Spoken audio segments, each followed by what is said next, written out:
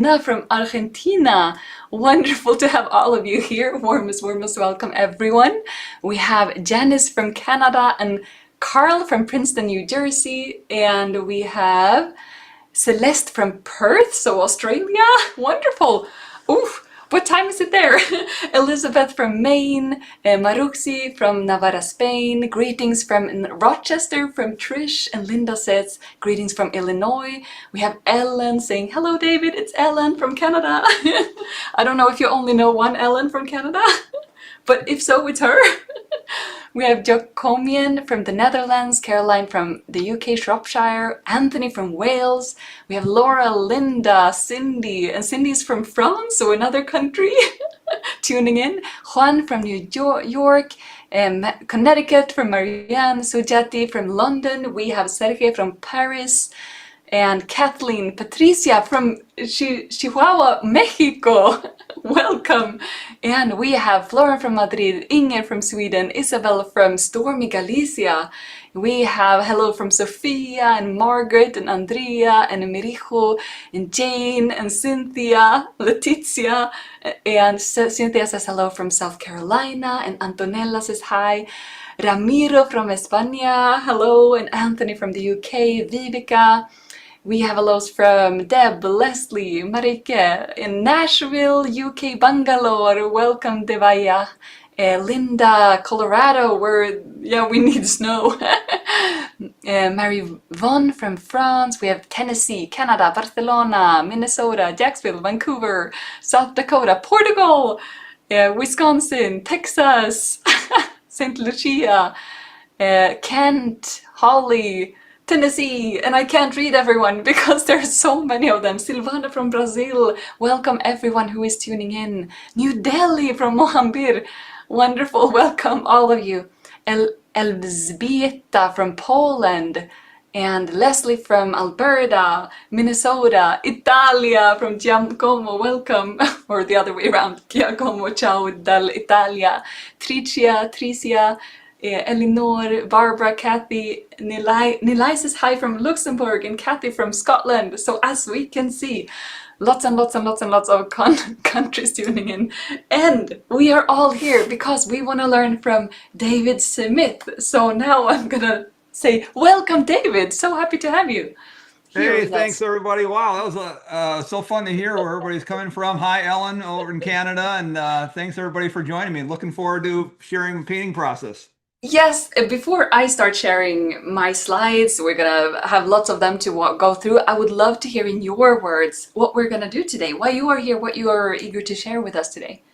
Oh, today I want to kind of give you an idea of an upcoming course that I have and show you how I use a value study in preparation to painting a color painting. And as Hannah told me earlier, I've got quite a task ahead of me with a city scene with people, incorporating people into a scene. But yeah, I want to show you how I take a complex scene and plan for it, and with a value study, and then over into the color. Because there's cityscapes with perspective, there are figures, so people, and then there's the value study to incorporate everything and make everything feel like it's harmonious, and then there's color on top of everything. So there's perspective, city, people, values, and harmony. I lost more hair just thinking about it. It's going to be a task. It is. So we'll see how long we stay here. We don't really know. Yeah, everybody, hopefully they brought their sleeping bags and just can hang out with me for a couple days. Exactly. Something like that. And for those who actually want to hang out with David after this for a couple of days, we do have a course where you get to do exactly that. But more on that later. First and foremost, here we have an image just so you can get to know the theme a little bit. It's not exactly this picture, but it's city, it's color, it's people, it's light and dark, and it's an online workshop, art workshop that we have with David R. Smith about mastering figures in landscapes. Or actually cityscapes, sorry. Landscape was on my tongue for some reason. Mastering figures in cityscapes, and if you can see and hear us, I think you can, because we have lots of hellos, but please put a plus if you want to support us even more and let us know that you can hear and see us. And before we dive in, please share what your current experience is when it comes to watercolor painting, and share an A for complete beginner, B if you have some experience, you're practicing but still feel a little bit like a beginner, and C if you feel like an intermediate that you're working on improving, and then 4 if you're an advanced watercolor painter looking for refining your skills. We have lots of pluses. Thank you so much everyone for sharing those pluses, and let's see some letters. We have intermediates from Tanya, Jenny, Loretta, lots of intermediates and some experience. Very many people are intermediates working on improvement. You're in the perfect place, and also people with some experience practicing regularly. And Susanna, welcome, complete beginner, beautiful. We have lots of them as well. The majority are definitely B's and C's. We do have some A's and D's in there as well. So to all of you, warmest welcome. And every one of you will take with you what's your next level, because David will share on all the levels, just so you know. And this workshop will probably not last for 1.5 hours. It will probably last for 2 hours at least when we think about everything that we're going to do together. And please use the chat, use the opportunity of us being here together. And I will save some of the questions, ask some of them along the way, save some of them till the end. So if your question hasn't been answered throughout the workshop, there is a time at the very end, depending on how much we have, how much time David has, and how long this all takes. So what we're gonna do today is first, in just a bit, we're gonna start by focusing on value study and initial part of a painting process, and understand how to create unified compositions, and how planning is a very important step, and that many of us skip, but when we do that, we save hours of frustration. And then later on, we will work on integrating figures and making people belong in the scene. Also see how we can use one-point perspective in action. If you're new to drawing, this is going to be super helpful for you. And we also have part 3, which is that we're going to learn about a brand new fine art atelier, which is a course that we get to take part of in the space where David is teaching it, but from the comfort of our own home. So it's recorded, but it feels like we're there. And then we also have a Q&A session at the very end. And we have this exclusive Fine Art Atelier enrollment opportunity with the possibility of getting live feedback from David if you want that next, if you're on this level, C or D, really working on improvement and refining skills. That's gonna be a wonderful opportunity for you. So now, when we have an overview of what we're going to do, let me introduce you, if you haven't already met him, David R. Smith, who is the recipient of the Skyledge Award, the highest recognition award by the Transparent Watercolor Society of America, an award winner and signature member of the American Watercolor Society, signature member of the National Watercolor Society, and his work has earned him numerous best works, artworks or work has earned him numerous Best of Show awards, signature memberships, and showings in galleries and museums across the United States and abroad. And with over 25 years of experience as a public school teacher, he's very skilled at breaking complex things down into digestible chunks and making things tangible and possible for you to learn and achieve step by step, and you're going to be able to create things that you didn't know was possible. And when I look at your artworks, David, I am always awed by the vibrancy and the color choices and the balance between realism and imagination and that enhanced color experience. There's so much choices, and I've seen you work from reference where you just change all of the colors. You just change so much. You use the reference as an inspiration, but then the result turns out, and you have no idea, I have no idea how your mind came up with that incredible solution. So for instance, this incredible art piece, how on earth did you create that? I imagine you didn't find a reference photo that had exactly those colors, exactly those lines, exactly this composition. Could you please share a bit about your artistic process before we start learning from you? Sure, that's a great question. I work in a lot of different approaches to painting. I'm on a learning journey, just like everybody else, and I'm hungry to learn different techniques, approaches, and I just want to be the best artist and best teacher I can be. And one of the approaches that I use, for example, in this painting that actually won an award at the New York City AWS, I I did use some masking in that to protect the whites, and I did a bullseye of color of the primaries, a yellow, red, and blue. And of course, the reference photo didn't have all these crazy colors going through it, but as we're going to learn, or as we're going to talk about, I really focused on values. And as you can see in this barn painting, there's so much room for forgiveness with color. You can have a lot of fun with color and still make the painting work, or even improve the subject with having fun with color. But we got to get the values correct. And so that's why in this course and in the course that I am offering, we're really going to stress values. Thank you so much for that. And your creativity with color is something that is just so beautiful to watch. And David is very creative when it comes to choosing techniques. So this is not an artist that has a one way of painting. This is an artist that is bubbling with a creative spark. And as soon as you start learning from him, you will sense that. And let's read some more about David here. He emphasizes tonal planning and value relationships, allowing his paintings to feel cohesive, calm, and believable, even in complex urban scenes. That's what we're going to use today. But as you just heard, he also uses that same logic to be freer in his expression. And rather than relying on decorative techniques, David teaches how to simplify shapes, control edges, and guide the viewer's eye through the scene. So using that creative spark and knowledge of how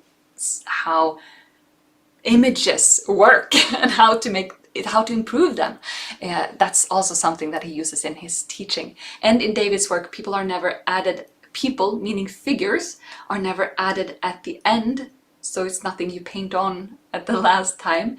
Instead, they're planned as part of the composition from the very first value study. So that's what we're gonna do today. Yeah, now you know a bit more about David. You've seen some of his incredible artworks. Let me just scroll through them again so you can just absorb the beautiful colors and the choices and being like, wow, can watercolor do all of these beautiful things? And now I'm gonna share one more question, which is, have you studied with David before? If so, please write to me in the chat so we can welcome you back. And if you haven't, you can write the word new, because then we can welcome you as well. I'm going to take a look at that in just a moment. Before that, I would like to share that many of our students have already studied with David and they've asked for more, so that's why we're here today. So, for instance, Mary says David's instructions is really helpful to me and he's a king of the mist. Deborah says, I love David's class. His teaching style is superb. Every time I begin a painting, I can hear his voice. And YC says, teacher is very good in explaining every aspect of his decisions. Not only do we learn about techniques, we also learn to think about understanding what makes a painting a great painting. I think that summarizes this very, very well. And now, before I start sharing even more questions to all of you, let me see how many new people we have and how many are here again and have already learned from David. We have a welcome back to Cynthia, Preston, Carl, Anne, Christine, Jackie, Catherine, Dawn, Inger, Wendy, Dawn, Andrea, Cynthia, PJ, Marielle, and then we have new people. Marielle K, welcome for the first time to Jadranka. It's hard for me to say all of you, but I see that there are a lot of new and a lot of me's and a lot of news and a lot of me's. So welcome to all of you. And when we have a clear intention, it's always easier for us to learn. So now I want you to share in the chat what you hope to learn today. A, how to plan better compositions. B, how to integrate figures into scenes. C, working with perspective. Or D, David's complete process. Or E, all of the above. When we have clarified this to ourselves, it's going to be much easier for our brains to to be a sponge to that specific thing. So I'm going to return to that in just one moment. Let me leave that one a little bit longer. We have Loreda saying B, integrating figures into scenes. Scenes, wonderful. Lots of E's here. Lots of people who want to learn everything.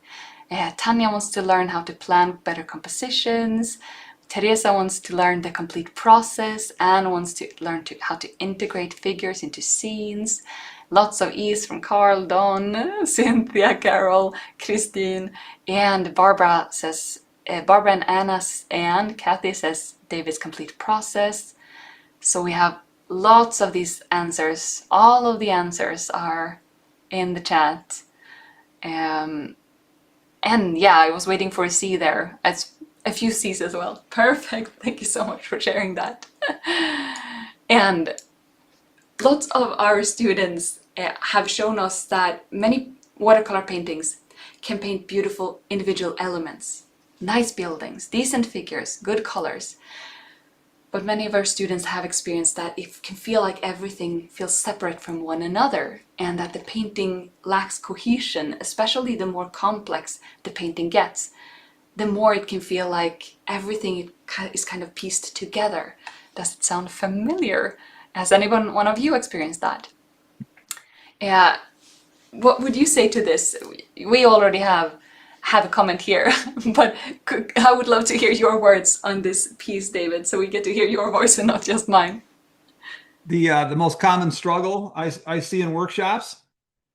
Yeah, and how we can feel that how we can notice that everything looks separate from one another when we paint complex scenes, and that it kind of lacks cohesion. What are your thoughts on that?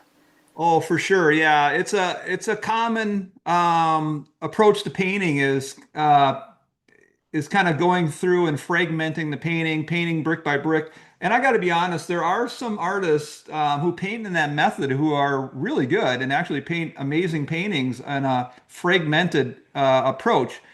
But you do run the risk of it not looking cohesive. That if you're really good at still working one little area and then another area and making sure they all kind of coordinate and the values are right, you can get away with it. But in the approach that I'm going to show, and I think is one of the most common approaches that people watercolors painting is they start off loose and out of focus and tone the paper. And so everything's got kind of an underpainting that kind of pulls it all together.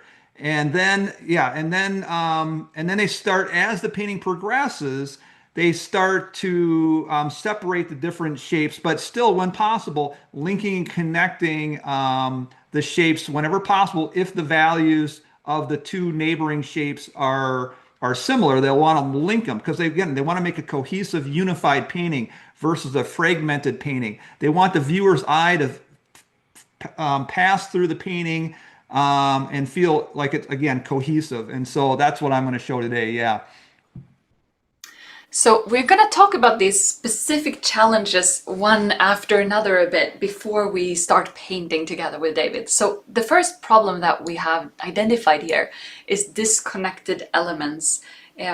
This can happen when the figure is painted separately, the building is painted separately, the shadow is painted separately, and the result can feel like everything looks like it's copied and pasted as a puzzle rather than as a whole.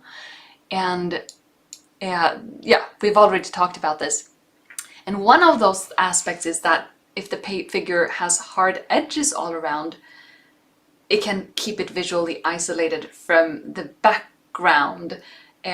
So this is a technical aspect, not just a value aspect. Do you have anything to share about this particular edge aspect of figures? Yeah, there's so many important things, and when designing a nice painting, someone mentioned like the composition. I would say that that's top of the list is finding an interesting subject with interesting action lines and a nice composition, and then of course as you move down the list, getting a nice drawing, but then getting the values, and then after like the values, I'd say that is probably the edges. What kind of edges does the shape have? Does it have hard edges, soft edges, lost edges, broken edges? What kind of edges does the shape have? And you want to have a variety of edges. And as Hannah alluded to, sometimes if something has a lot just hard edges all the way around it, it might not feel included. That being said, I'm looking at, some of the paintings that I did in kind of preparation for this, and I have, a lot of hard edges around my shapes.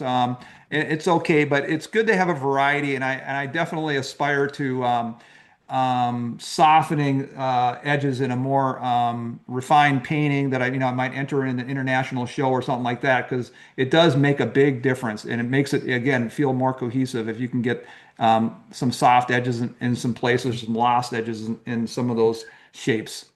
Thank you so much for that. So the first most important thing is that the aspect that David shared first and foremost, linking the figures with their surroundings through shared values. When a figure's dark coat merges with the building shadow, that's when it starts to feel real. And that next level tip is to also be decisive and choose your edges accordingly. But that's like the next level tip, so to speak. Then we have another common challenge, which is that we don't know where to start.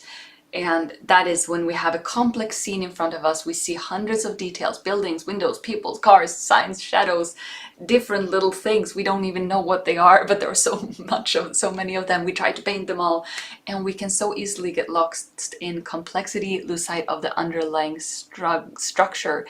So my question for you now, David, is when you look at a complex city scene, where do you start? Where do you teach students to start? And what is your process before you even touch the paper with paint? Yeah, great question. So, as I mentioned earlier, when I'm thinking about a painting, like when I do a lot of plein air painting, outdoor painting, and then what I do is I walk around with my camera and I look through the viewfinder, and I try to. That's when the painting starts, is looking through the viewfinder of your camera, and you're looking for big, simple shapes with an interesting action line, which means it has an interesting silhouette shape, and not just interesting, but easily identifiable shapes that if you painted just a silhouette shape of a building or a bridge and you that picture across the room, you want to be able to recognize it from across the room. You want to see that and go, oh, that's a building or that's a bridge or those are some trees. And if you put that simple silhouette shape of that subject, whatever you want to paint, a still life, a flower, and you put it across the room and you can't tell what it is, then it's probably not a very strong, simple shape. So you want to, yeah, start by finding your shapes that are really simple and easily recognizable, and then I 99% of the time, or like 95% of the time, to be honest, I do a value study. It might be a little thumbnail, like when I play an air paint, I'm outdoors. I do a really small value study. I don't do as big as I'm going to do today. But in the studio, I do the same thing, or I might even do a bigger one. And when I teach my workshops, we might even do a 11 by 15 full size value study and make it like a just a monochromatic painting. But doing that value study and planning out where your whites, lights, mids, and darks are is super helpful. Thank you so much for that. And here we just have an overview of exactly that. And only a few minutes of planning can save hours of frustration. And creating a small sketch that maps your lights and your darks. So if any one of you are new to the word value study, that means a light and dark sketch. uh, Mapping those lights and those darks before you even start thinking about color. So this is super helpful, especially in watercolor where we cannot really regain the light of the paper. Super valuable. And then we have the third challenge. Many people feel that it's doable to paint along with the teacher, but so challenging to paint without a tutorial. This is what can happen when we learn what to do in a specific tutorial, but not why we do that. And without understanding the underlying principles, it's very hard to apply those aspects to your own paintings. So here, David, my question for you is, what's the difference between copying a tutorial or following along with a tutorial versus actually understanding a system that you can apply to any painting on your own without needing that tutorial to hold your hand? Yeah, I think going through a painting step by step with somebody, like at least in the States, we have I've never been to one, but they have like sip and paints and things like that where people paint the same picture kind of step by step through, and they hopefully leave with a nice painting, and it's fun, and I'm sure it's helpful too to kind of get introduced to it. But if the instructor can kind of show you the why behind the process and their whole decision-making process, of course, the goal is that you can take the concepts, approaches, the techniques, and you can take them into your home or into your studio, and you can use them on a subject that is important that that resonates with you. Maybe I'm doing a city scene, but you don't like city scenes, and you want to do a still life or a portrait or just a landscape. You want to be able to take the techniques and approaches and apply it to whatever subjects speak to you. And for example, in the course that we're going to offer, you'll see in the subject, I have a really dark silhouette shape in the foreground, and it has a cast shadow that goes around along along the bottom portion of the painting, and it creates this frame. And so I show you, why I do this and how I frame the picture to kind of, basically frame the areas of interest. And so, yeah, the value study, showing how I frame, showing the different techniques, showing lots of approaches that hopefully you can use to incorporate into the subjects that resonate with more. Thank you so much for that. And so many of us have taken courses from artists who are primarily watercolor artists. And the very nice thing is when you have an artist who is also primarily an artist and primarily a teacher at the same time, then you will hear the logic. You will not only see it happen on the page, but you will hear someone break that down into learnable, digestible steps that you can apply independently. So that's what we're gonna do today. So we're gonna hear David sharing his expertise with us in a way that hopefully will be super supportive for all of those of us who are here today. So what we have identified is, what is the English? What we have identified is first and foremost some challenges, figures looking disconnected, and complex composition can feel overwhelming, and following tutorials without understanding principles can be challenging. And then we have some solutions. First and foremost, linking values to unify elements, and bonus tip, using soft edges sometimes, and then using value studies to plan systematically, and learning specific teaching principles that you can apply on any paintings. That's what we're gonna do, and let's now see this in action. So it's time to start painting, and before I ask David to share his screen, let's just take a quick look at some materials. Do you have any quick comments, David, on the materials that we need, or is it enough to read this? Yeah, yeah. For those, I know there was an option to you can get the recording. I've got mine. It's really a humdinger of a painting, so I've got mine pre-drawn. But you won't need the cellulose sponge. I use that for like organic shapes. But and I probably won't use a utility knife for this one. I'll definitely be using that, and probably the sponge in the other course that I'm going to offer. But yeah, I'm going to use 140-pound rough Fabriano Artistico. I'm going to use you'll see the paints like it says on there, and of course I use my Escoda Perla number 12 99% of the time. Wonderful. I think that's all we need, and I'm gonna stop talking and let you share, and see you on the other side. And I'm here in the background. I'm gonna click the share. Thank you, Hannah. Let me just go over to here and let's see. Can you guys all see? Hannah, can you see the references in the top right-hand corner? Yes, we can see all of that, so it's just about finding a good spot for the paper. All right, sounds good. Let me just slide this around a little bit, and maybe I should flip my hat around so that Bill the hat doesn't get in the way. All right.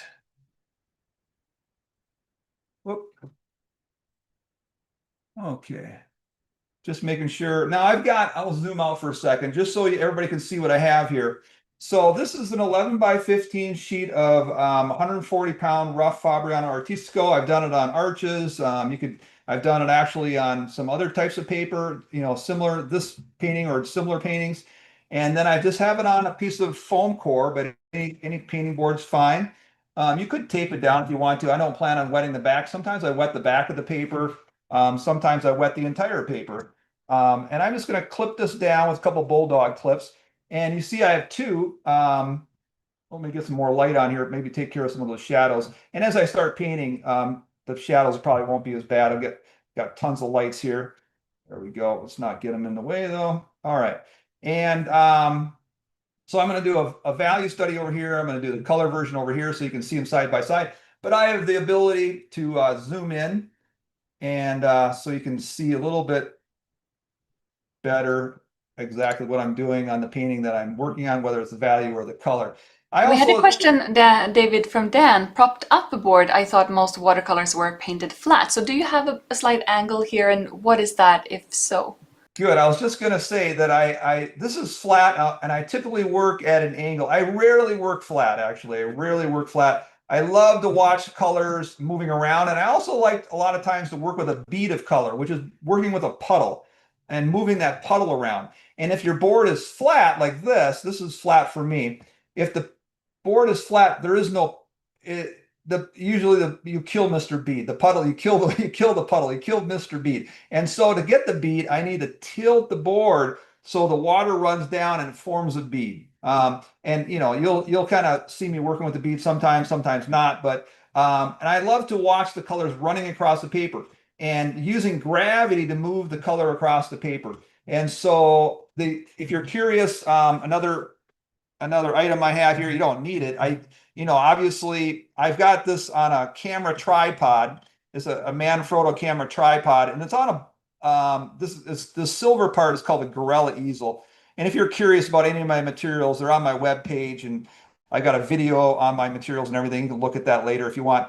But the Gorilla easel attaches to this part of the camera tripod, and it's on a ball joint, so I can swivel this around in any direction, which allows me, again, to use gravity. Now, you don't need this, and I can't even use this. When I work on a full sheet of paper, you can see I can't fit a full sheet of paper in this, right? And so when I work on a bigger sheet of paper, instead of having the fancy easel, I just prop the board up on a tissue box, all right? I just use, or roll of tape or something. So I just put the tissue box there. I put, on the table, and I prop the board up on the tissue box or a roll of tape. So you don't need a fancy easel. But since I do have the fancy easel, I'll go ahead and use it, but you don't need it. This is actually the same setup, the same easel that I use when I paint outdoors, when I plein air paint. It's the same setup. The legs extend, and I go outside and I paint. So good question. I'm going to work, again, there might be a few times I work flat, but I'll typically work at a slight angle, like 10 degrees, and I might tilt it side to side and see if colors can run around. But we're gonna be going pretty fast and furious here, so we'll see how much I spend playing with the angles. Okay, so I know I said I'll start with the value study and toning the color painting. I'm actually going to start with toning the color picture. Actually, I can show you, like when I was preparing for and this is actually a different type of paper actually. Somebody gave me this in one of my workshops. Khadi, Khadi. Somebody gave me some sheets of this to play with, and it was kind of fun to play with. Anyways, I did a quick little value and color just to kind of wrap my head around, around the process again. But so you can see kind of where I'm going to be heading with this, and I'm going to start with toning the paper, and then I'm just going to do the mids. I'm going to call them mids and darks on the value study, and then we'll do, obviously, we're going to tone it with our light values. We're going to do mids. We're going to do darks. And then the last step, I do edits and details. And I can show you some other examples of when I was thinking about doing this, this demo, I was thinking about, well, what kind of subject should I do? And I thought, well, maybe I should do a beach scene. So whether it's a beach scene, so here's the value study of a beach scene. Here's the color. And you can see how I use, let me zoom out, one in order to prepare for another one. And then I had a photo of some kids playing in the water of a river. And so you can see, actually this one's got, the mids, lights, or the lights, mids, and darks in it. And of course the color has all those. And this is actually an example of one of the courses I have coming up where I do a city scene and I do a value study and I do it in color, but we can talk about that later if we have time. Okay, so that's kind of where I'm heading. I want to show you how I use a value study in preparation for the color. But before I jump into the value study, because I'm only going to do mids and darks on the value study just for time saver. And those are the kind of the crucial, is that mid value is really crucial. I'm going to start by toning the color. And when I tone the color, I'm looking up in that top right-hand corner, I'm looking at those two references, and I'm really focusing on that value, the black and white photo, and I'm asking myself, what's white? What is white in the picture? For example, is the sky white? What do you think out there? Do you think the sky is white? And of course, when you look at the skies in relation to the highlight on the building on the right, you can tell the sky is not white. It's actually a very, very light color. And of course, in the color one, you can tell it's not white, it's blue. But if we just had the black and white photo, sometimes people mistakenly say, like when I show people just the value, the black and white photo, a lot of times people say, well, the sky is white. And then we can see actually that it's got a little tint to it. So what's white in that picture? So before I even start, let's just identify things that are white or could be white. Well, I'd say the right-hand side of this building, the highlight down the side of this building in the distance, the side of the chimney. And then we got some part of this umbrella, which I'm going to change the shape of the umbrella and play with that a little bit. And of course, these people in the foreground that are in the light, they're just getting blasted with the sunlight, and they are very white or light value. And so we can, and again, that's kind of what I see, but we can pull out our artistic license. If we look at the color photo, we can actually tell that, for example, the ground is not actually white. It's a very, very, very light tan color. But again, I don't like to look at the color photo. I like to look at the black and white so I can play with color and just kind of use the color that I want to use. So anyways, we're going to jump in there. I'm going to grab two brushes. And Hannah, you can just let me know if any questions come up, but I better jump into this because we have so much to do. I got two brushes. And they're both Skoda Perla brushes. One's an older one and one's a newer one. And I'm going to use one brush to drop in paint. And I just have the other brush there. I have got a piece of tape on it because it's the older brush to blend or talking about those edges to soften an edge or to blend or fade out an edge, create a lost edge. Okay. And so we better jump into this. I'll just start up top here and start toning the paper. And we said the sky is a very light. Now you can make your sky a different color if you want to. I'll just start with some of this blue color. And you know what? Let's just get crazy because we got to move. And I'm just going to run, boom, right through this building and just be fearless here. And what am I asking myself as I tint the paper? As I'm asking myself, what is white? What is white? What is white? I do not want to hit anything that is white. Okay. And now there are ways to, get your whites back. You could lift the color out, and you could, I'm trying to think and teach at the same time I'm painting here. And you could also use opaque white. There's a lot of artists. In fact, there's some artists I really, really like who use a lot of like gouache and things like that. So you could, I'm just going to drop in color. I'm just avoiding everything that's white. So I'm being very reckless. Now over here, I'm being very careful. And the darker I make the sky right here, the more that building will pop. So if you want to, make that building really pop, you could add some darker color there. But anyways, so what was I saying? Talking about avoiding the whites, and getting your whites back. Yeah, there's ways you can get your whites back by lifting, and there's a little highlight on this section here, but we can't putz around with it too much. We got to keep moving here.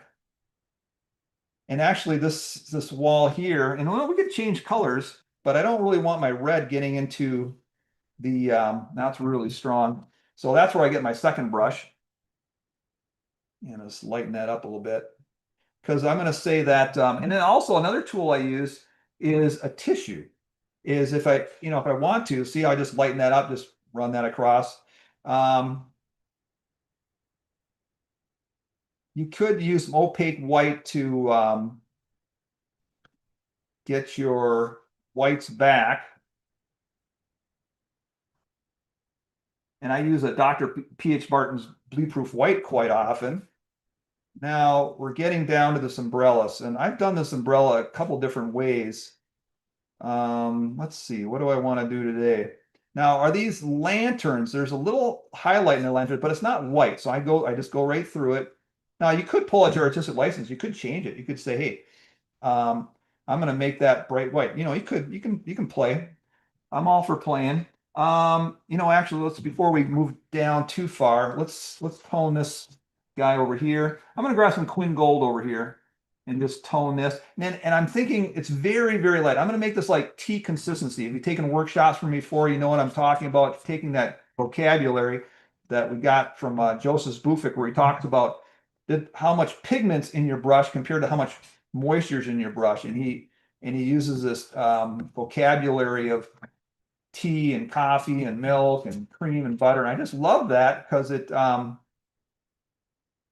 and again, if you're going, oh, that's too dark, you can say it with a tissue. I mean, it's fine, but you could change it. And it doesn't have to be all the same color too. You could play around and you could drop in some other colors in there and just have some fun. You could spatter some water and make it an interesting painting. You could, there's some blues into it, whatever you want to do.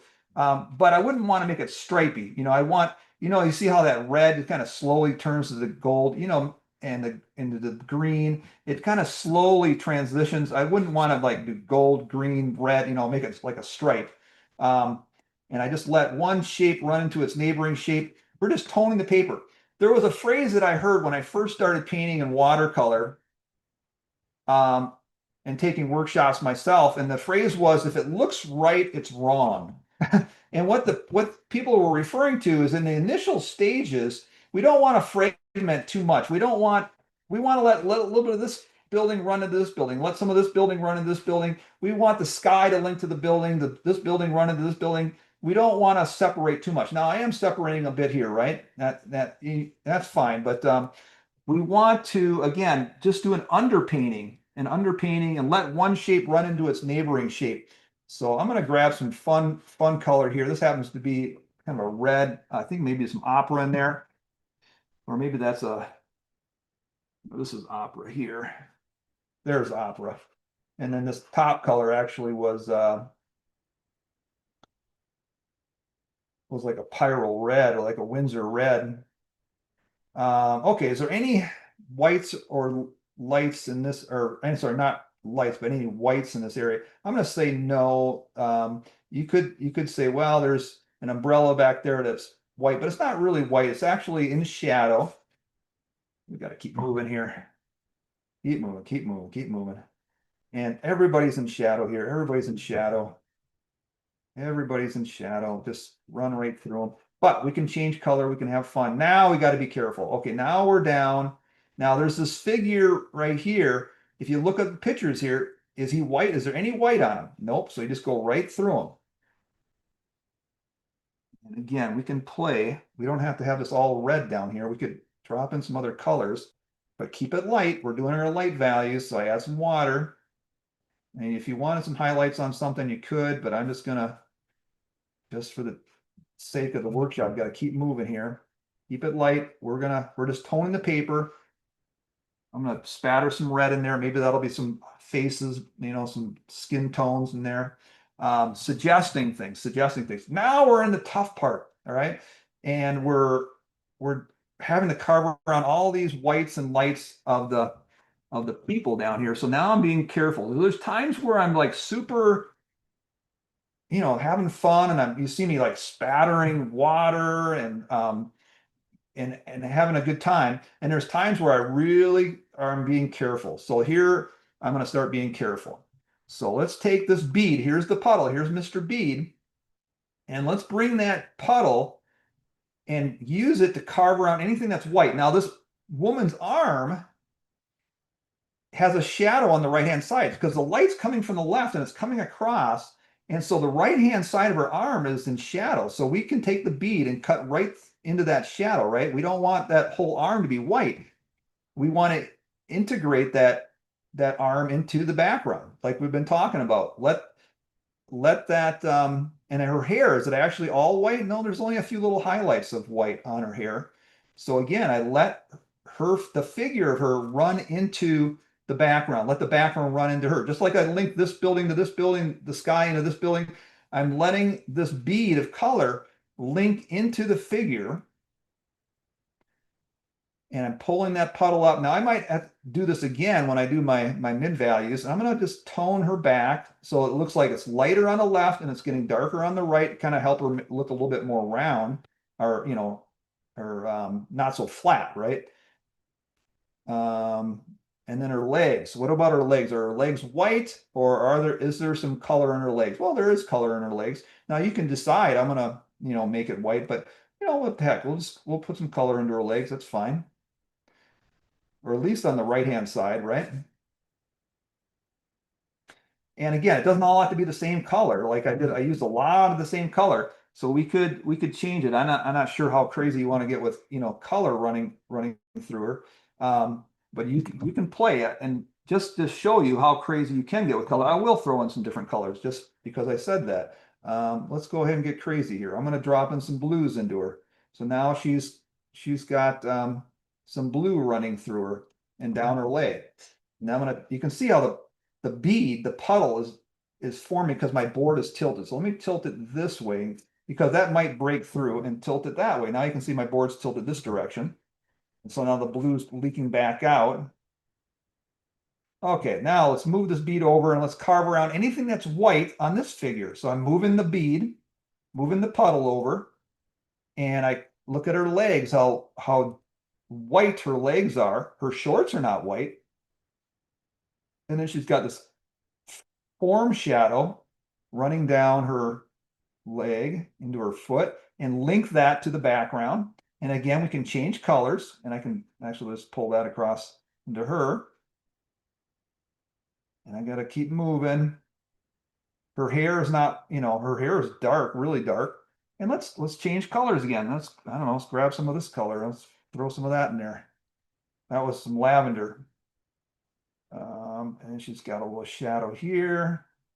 Again, I might be doing some of this again when I do my mid values. And let's grab some, dropping in some other colors. Look at how I drop. I'm just fearless. Just what could happen? What could happen? Watercolor loves this. Just keep telling yourself, we're having fun, we're having fun, we're having fun. Just have a good time, spatter some water. But if your water hits the white area, we don't want that, right? Because then it's not going to be white. But even if I did that, it wouldn't be a problem. It would just be a happy accident, as Bob Ross says. We'd be able to fix that, no problem. Okay, now is her hair completely white in this figure here? No, she's got some light tea consistency tone. And I'm not going to put the stripes on her because that might kind of interfere with the effect I'm trying to get. She's got a cast shadow going across her there. She's actually got a cast shadow running across her right there. And now this leg here, it's not white. There we go. And now we did it. And now we got this Neanderthal over here. I'm sorry, I don't know who this guy is, but there's this big gentleman on the right here. Let's tone this guy. And all right, now we said the bottom here, it doesn't have to be white. We could kind of bring the eye into a certain area by creating a little bullseye. Oh, look at all these beautiful blossoms I created with the spattering in the water. So why don't I do that? Why don't I just wet this bottom area and just be fearless. Just run right through it. What could happen? And let some of that color run down. And now it's not bright white. You can still see it's just super puddly. Oh, and now we got the color it did run through. And we just add some water and just let it run out. And now we can bring the I guess I'll just get rid of the white, the pure white. Now it's just very, very light, right? Let's add some water. And actually, you know what you could do is you could draw some paint here and let it run straight down. It looked like reflections in the kind of a wet surface. Anyways, but we're not going to do that. We're going to do a little bullseye, add some color here. And so it's lighter here than it is over here, which might kind of pull the eye up into this area. I'll add a little bit more color. Okay, so there it is. I toned the paper. Woo! That was fun. Spattering some water, maybe create a little blossoms, blooms, see what happens. Okay, so now we tinted the paper. What did we avoid? We avoid the whites. How did we do avoiding the whites? Well, we didn't keep this white. We just kept it very, very light. I think it's still going to work just fine because I'm going to have that really nice cast shadow running across, and the windows will represent that. I did separate these two shapes, but other than that, I pretty much integrated one shape into its neighboring shape. Avoid the white here, avoid the white in the chimney, avoid the highlights on some figures, maybe a little sparkle back in the distance. Something's going on there. Now this umbrella, I don't know. Maybe I should, I'm just going to leave it. It's going to have a weird little blossom in it. But if you wanted to, you could go back in there. You could really, make a definite like dark triangular, umbrella if you wanted to. But it's going to be fine. So now what I'd like to do is to work on the value study. So now we've got two paintings. We've got the color. I've tinted it. I just toned it with light values, avoiding the whites. Got a little spider there. And now I'm going to go over to this value study, and we're going to start making a plan of where do we want our mid values, because that's the doozy. That's the humdinger. That's what in the business, in the art business, we call the humdinger. It's a tough stage of the painting process. We're going to figure out where we're going to put those mid values on here, practice here, and then we're going to take those mid values and put them here. Now, sometimes when I teach workshops, people will say, well, why are we going to do this value study when up on top there we have a black and white photo, right? Well, the black and white photo doesn't always give us the best value plan. It doesn't always, the one up top, it's not too bad, but oftentimes it doesn't make the strongest painting. And so it's still a good idea to do a quick value study. And also it gives you a chance to practice linking and connecting based on those values. It gives you a chance to, change those values a bit, make a stronger painting. So it's gonna kind of like a rough draft, gives you some practice time. Okay, so let's jump into this value study. And let me zoom into that. Again, if there are any questions come up, just feel free, but I'm gonna keep this party going. All We right, do have a couple of questions, and perhaps now is the okay. time to ask them. We had one question regarding, have David started working with pre-mixed colors? Oh, good question. Yeah, so my palette over here, it's a John Pike palette, and I did take some caulking fluid. If you're curious, there's some bathroom caulking, silicone caulking that I created some separate divisions. And you don't need to, like some of my favorite art. I have not seen any artist do this. In fact, I think I'm pretty unique in, dividing up my mixing areas into little wells, basically. So it's not necessary. Most artists, they just have a huge mixing area, and they make puddles, and the puddles kind of integrate a little bit, and that's fine. And already their colors are kind of integrating on the palette. I like to divide them because I'm just cheap and I don't want to waste like all my paint. And so when you have a big mixing area and your paints are mixing and you want a new color, you have to wipe it out, right? Whereas as you can tell, I never clean this thing. It's just let me just actually zoom in on it here for you. And so I rarely clean it. And, and it kind of helps, keep the colors. I know it's kind of funny, but it keeps them cleaner. Like you don't have the red running into the gold. You don't have this greenish color. It's actually supposed to be a green color running into the red. It keeps them separated, and I don't have to clean it out as often. And I like to again work with all different consistencies of paint, the tea, coffee, milk, cream, and butter. And it's very easy for me to take a wet brush, jump into this, and with a wet brush, it's very easy for me to grab tea, or I can just jump right in here and I have coffee consistency. If I want milk consistency, I just go to the well and I've got some milk consistency. If I want cream, I can go into into the paint itself and just grab cream, or just take a very thirsty brush and go into that and I can get butter. I can very easily get a variety of consistencies of paint with the setup, but it's just personal preference. Thank you so much for that. And do you have any tips on the drawing part? Because we skipped that today. So do you have a word or two on that before we start with the value study? Yeah, I'm sorry about that. Yeah, I just had to because I knew this would be taking like 3 days to do. It's just like so complicated, right? So I got the drawings already, but let me just show you like as far as like one of the questions that Artefacto had on there was working with perspective. Oh, there's a little spider.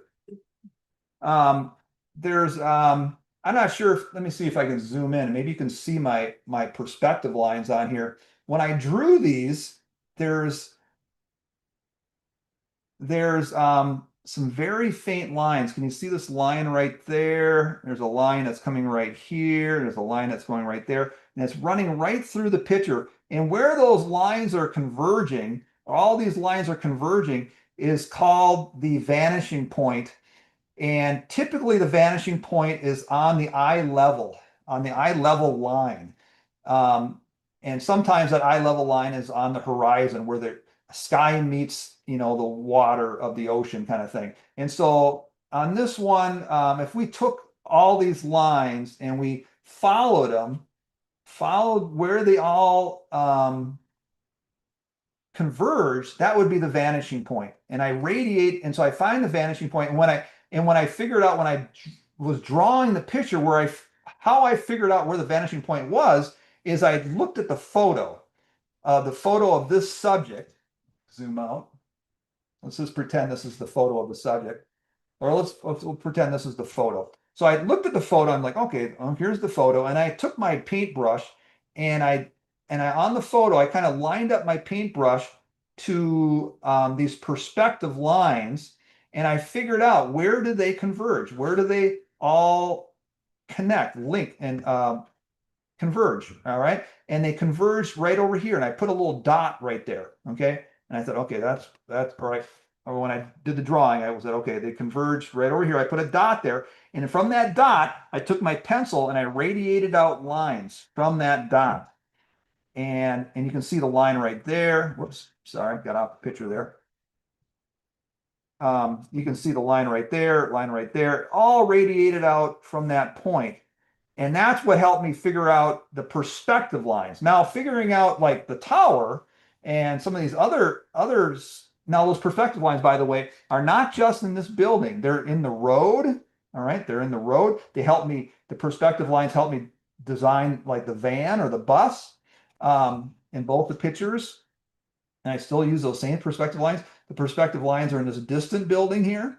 But what about this tower? Like, how did I figure out, how to draw that tower, that shape of that tower, for example? The first thing I do when I draw is find those vanishing points, and I divide the picture up with a vertical line and a horizontal line, and try to figure out what is halfway across the picture. And it looked like, oh, the right hand side of that tower is about halfway across the picture. And they're like, what's like halfway up the picture? On top of this roof right here. And I'm looking for relationships. I'm looking for reference points. And I find these reference points, and then I start drawing out the subject using those reference points.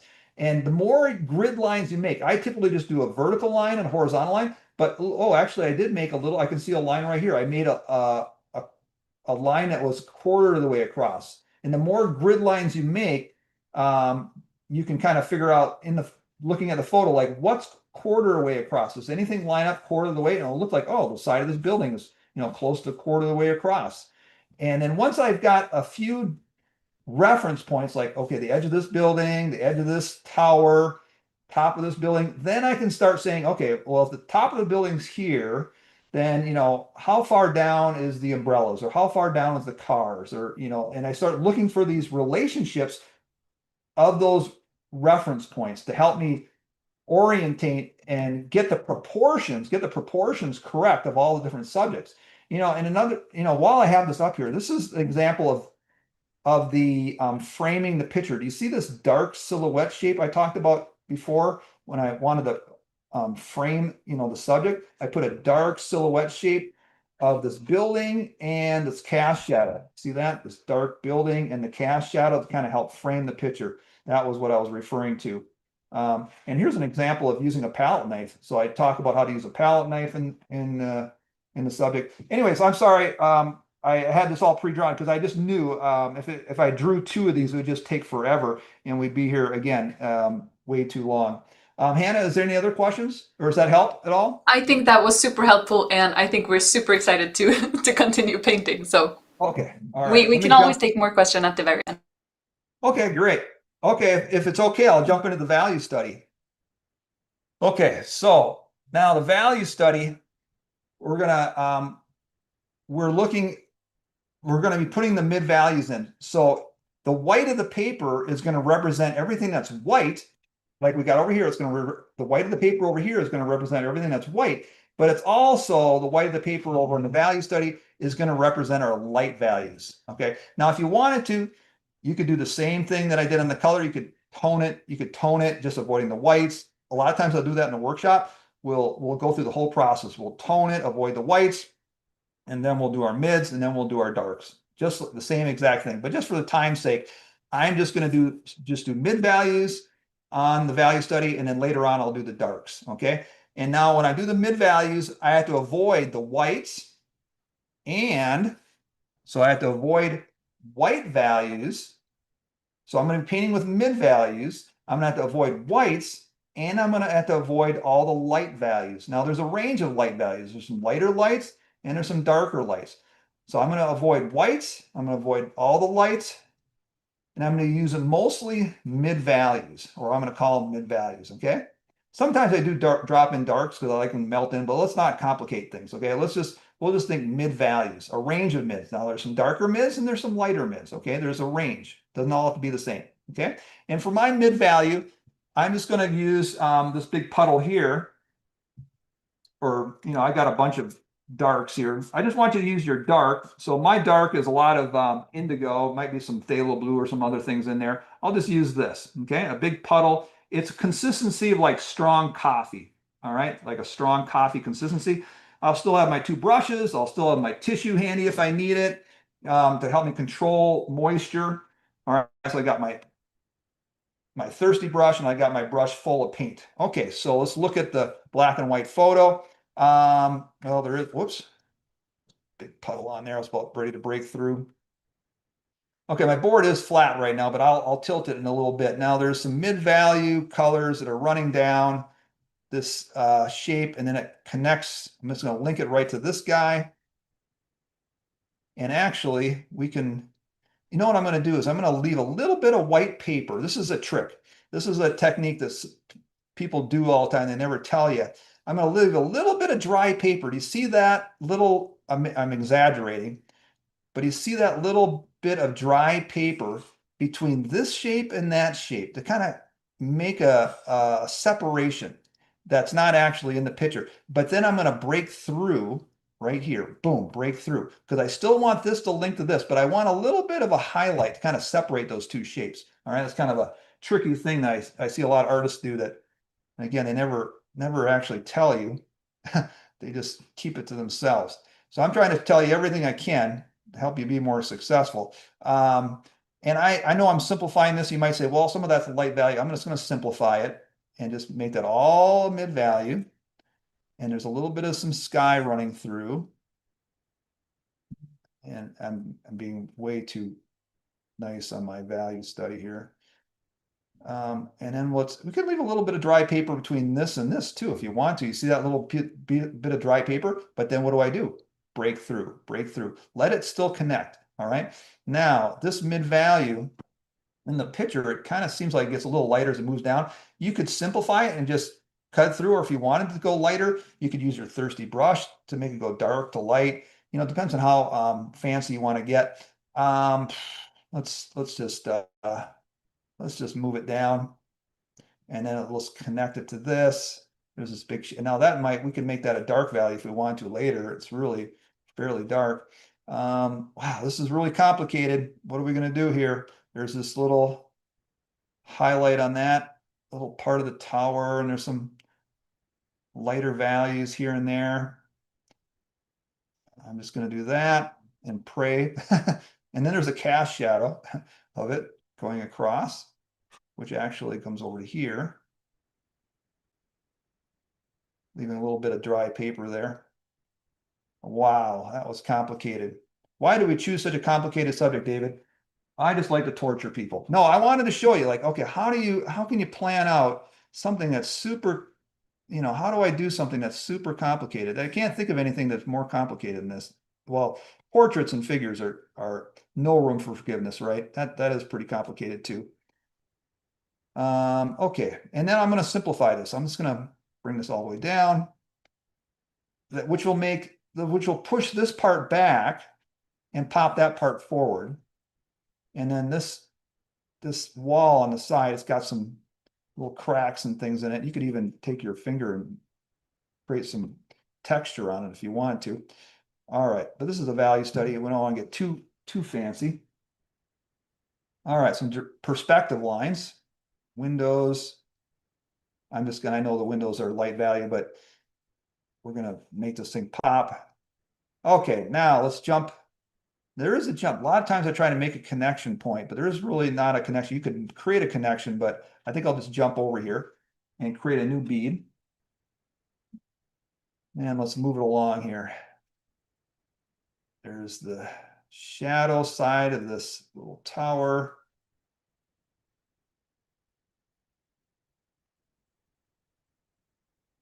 Yeah, for those who want to do, I know there's Artefacto offers a recording of this. So if you wanted to paint along and you're like, God, I can't draw this. I'm not sure if you got the references ahead of time or not. But anyways, you can, if you get the recording, you can, enjoy the demo and then get the recording and paint along with me. It is I do enjoy painting this. Excuse me. It's fun. It's just really complicated.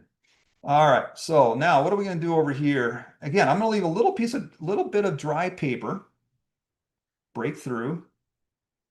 And I know this is a lighter value than this. You could add some water. Again, there's a variety of mid values. Some are lighter and some are darker, so you could change it and make it a little bit lighter as it goes across here.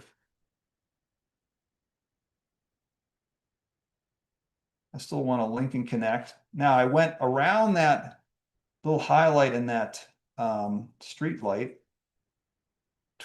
And then there's a cast shadow of this thing. And actually, I want to make a separation between this and the sky. I think I'll just do this. And now we're into this big guy here. Now I want this to be a little stronger than this, but if those two touch, then this is going to get strong. So it is a little tricky. I think I'll just err on the side of not leaving a little dry paper there for right now. And here's that big cast shadow. I just love this.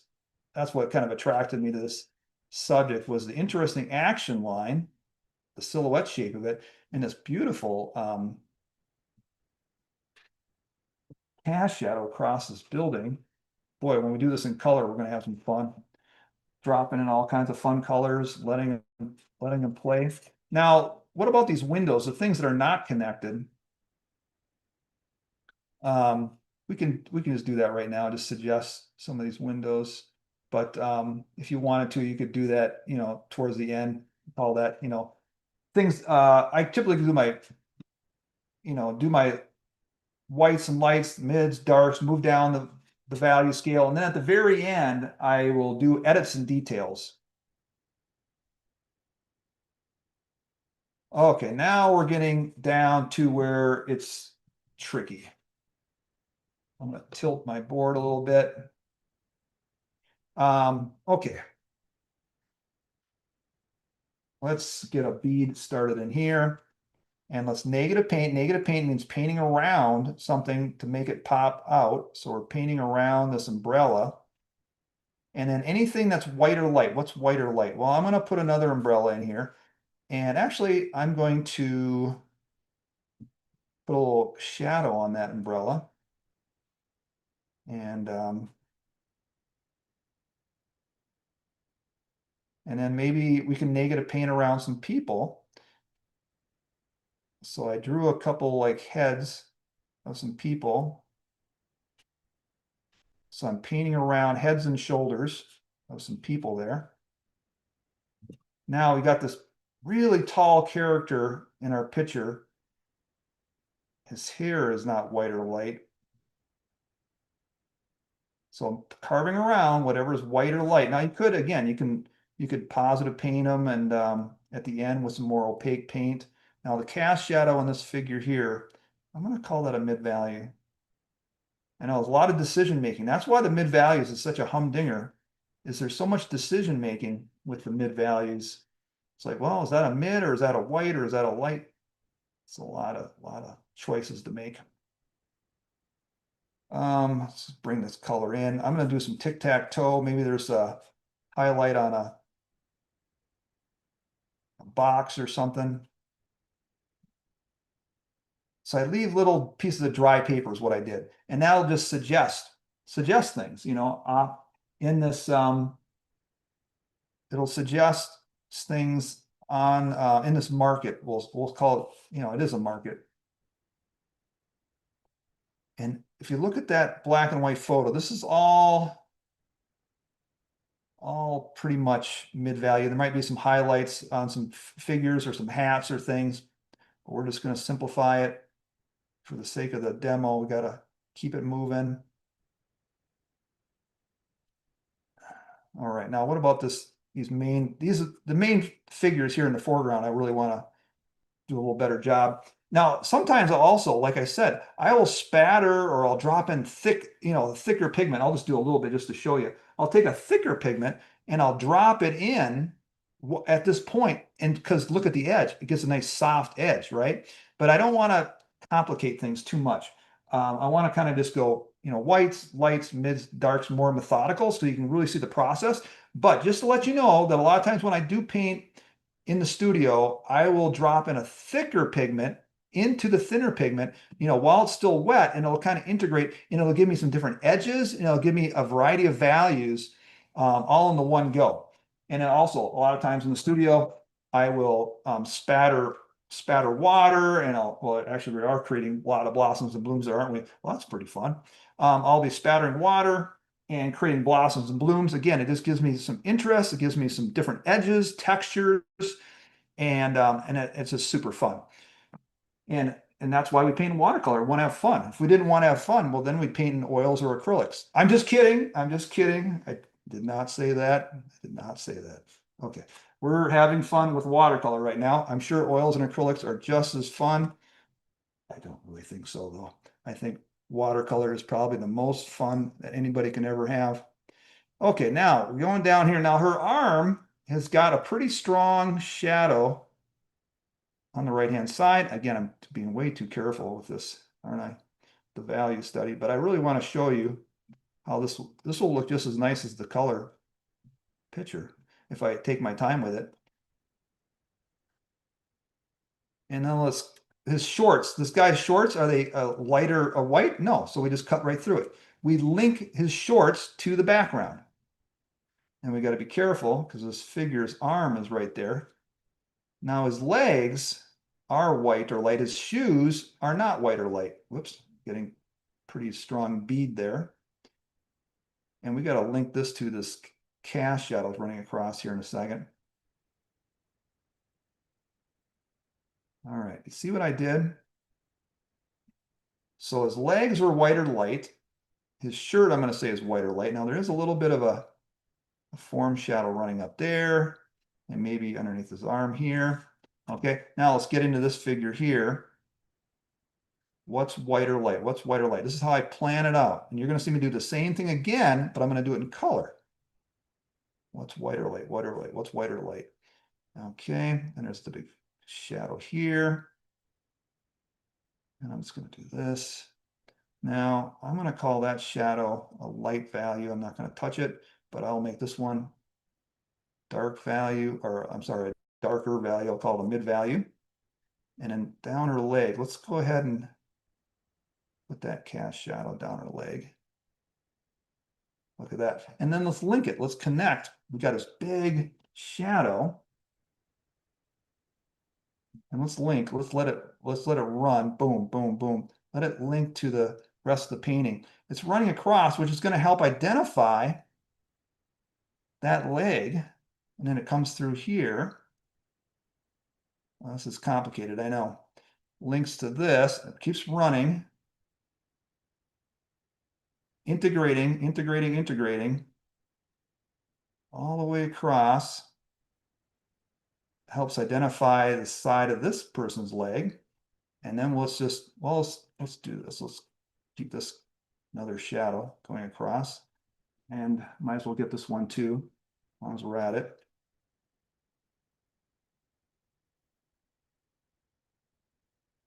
All right. Now, what about this figure here? Got my bead, see my puddle, the bead, Mr. Bead, the puddle, moving that puddle down, which is negative painting, painting around this figure.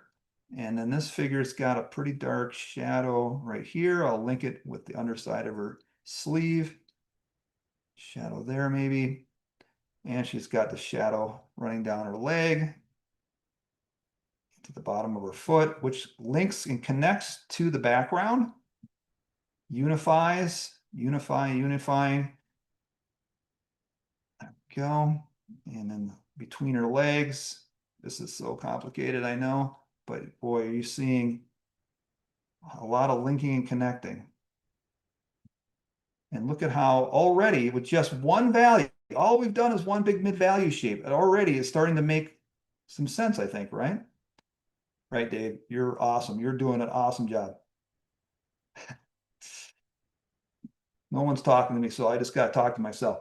Okay, now I'm almost done, almost done. Now I'm going to link and connect, even though this is a dark value, I'm going to use it as a pathway. Now, what about her right leg there? Is that a mid? Is it a light? What is that? I'm going to call it a mid. And I know I'm being a little sloppy. That's all right. Oh, and then we got to connect this. Let's connect this to this foot here. Let's connect this to a shadow that runs across, links to this foot. And her foot got a big puddle there, so now she's got a massive foot. And it links and it runs across, links to this guy over here. So linking, connecting, almost done. Boom, running over here, bringing the shadow up into this guy's right-hand side of the arm. It's got a little highlight on this body, negative painting around the highlight in the shorts. I'm going to bring some mid-value into the back of his head. All right, done. Okay, so there's the mid-value, big mid-value shape. I'm softening some edges, and we'll just pull that down. He's a mystery there. Okay, so already with this big, huge mid-value shape, is it starting to be recognizable? Are you starting to say, hey, I think, you know, I'm not quite sure what's going on maybe in a couple areas, but I think already just with that big, simple, linked, connected shape, we're already starting to see what might be some figures and might be some buildings, right? So now let's take this, what I did here, let's rip it off of this and let's bring it over and let's put it on here. I'll zoom out so you can see. So you can see that I'm going to do the same thing. Zoom out a little bit more. I'm going to take this, I'm going to put it on here. Is that okay, Hannah? We got time for me to do that? I think that's going to be in the second part. Okay. Or no, we should do that in this part. I remember now. We've just spent such a long time. But of course we should do that. And we have some small comments. Was it an Escoda Perla number 12? Is that correct? Yes, I've got, actually, I just opened this one up yesterday and I'll zoom in on it. I like this brush because it's got the finest point of any, well, there are other brushes that have as nice a point, but this brush, it just snaps right back. It's snappier than most brushes that I've ever seen. Look at how it just snaps back to a point. And the point on it is needle sharp. It's sharper than any, you know, it's as sharp as any other brush that I've found, but not only is sharp and is pointy, but it's snappier than any other brush. And even the old one has still got a really nice point to it. Even the old one does. I'm not endorsed by them. I'm not endorsed by Escoda, so I'm not trying to sell you brushes, but it is a nice, very popular brush among professional artists because of the point on it. You can save yourself a lot of money because you don't have to buy like a number 2 brush, number 4 brush, number 6, because the point on the 12 is sharper than any you know, any other brushes. It's got such a sharp needle point to it. It's also great for creating beads because it drops the color down, whereas some brushes, they hold the water very nicely. This is good for dropping, giving the drops to the paper. I've noticed. Yeah, I love it. Yeah, I use it like I said, 99% of the time I'm using this brush. I've got a couple other, I got a flat brush, you know, but you know, I'm working such a small picture that I'm pretty much going to be using this the whole time. So let's Would you agree, David, that you want to create the mid value now? Or Yeah, I should want to we? Yeah, take while it's fresh in our heads, and so people can perfect. see that what I'm doing here is exactly the same thing I'm going to do here. I'm now going to take this, I'm going to, if it's okay, rip this off, pull it over here and stick it on this. All right, so we're going to see Let's do this it. go on top of this. All right, here I go. I'm going for it. Now, it doesn't have to be in gray though. So I can use, instead of gray, I can use any color I want. All right. So you can get crazy with the colors. So I'm going to go onto the palette and I'm going to intensify my colors. I got some raw umber. I've got some, I'm getting stronger, like a strong coffee consistency or a milk consistency. I got some alizarin crimson. I've got some, this is my favorite color. It's a quin gold. And then I've got over here, I'm using my beat up brush for this, by the way. I've got some lavender. I've got some cerulean blue in there. This is kind of an opaque color, by the way, and it's dirty. It's not very clean. And when I need to start getting darker, hopefully everybody can hear me okay. I forgot, sometimes my face is not next to my microphone. Let me know if there's problems hearing me and I can move that microphone. This is phthalo blue. So that's really going to be dark. And this is indigo. This is my dark. It's indigo. I use a lot of Holbein colors now. I am endorsed by Holbein, which I love their lavender and I love a lot of their colors, really, really nice colors. But before that, I was endorsed by Core. So I've got some Core color on there too. Okay. Oh, and here's some, this is Cobalt Teal by Core. It's a pretty color if you're curious. That's a really pretty, almost like a turquoise. Okay, so I got a variety of colors on my palette, and they're not that clean, but good enough. And let's just start playing with some of these colors. And so I'm going to follow this. So where's my mid? It's right here. Okay, I'm going to do the same thing. Okay, I'm going to take that mid value. I'm going to run it down. I'm actually looking at that black and white photo is my main. I'm looking at, so now I've got two references. I've got this, and I've got that black and white photo that we see in the right-hand corner. I got two references I'm looking at. And then I said, oh, there's some cracks in this. And if we want to, you can take your finger and you can create some texture if you want. And then we're going to link it to the next shape. And you can leave a little bit of white paper if you want to kind of make that separation. Oops, I forgot. Now we're doing it in color. I don't need to work in gray. I was going to do it all in gray. I was going to do exactly the same thing. No, let's get some color into this thing. Let's have some fun. So I'm going to grab some reds and pull in some red into this and have some fun with color. Okay, there. Now we're having fun. We're having fun. We're having fun. If you're getting frustrated, say, having fun. I'm having fun. I'm having fun. All right. And then just like I did in the value study over here, I'm going to go over here and I'm going to, now sometimes I'll even drop in some water. I didn't really intend to do that much water. Things off in the distance. So what's off in the distance? These buildings here, I tend to do cooler colors like the blues and greens. So look at that nice blue color. But I wanted to link. So I made the link just like I did over here in the value study. I connected it. I'm doing the same exact thing. I want to show you. It's pretty darn similar. Now there is a little bit of a mid-value kind of running down the side there. And there's the mid-value coming over here.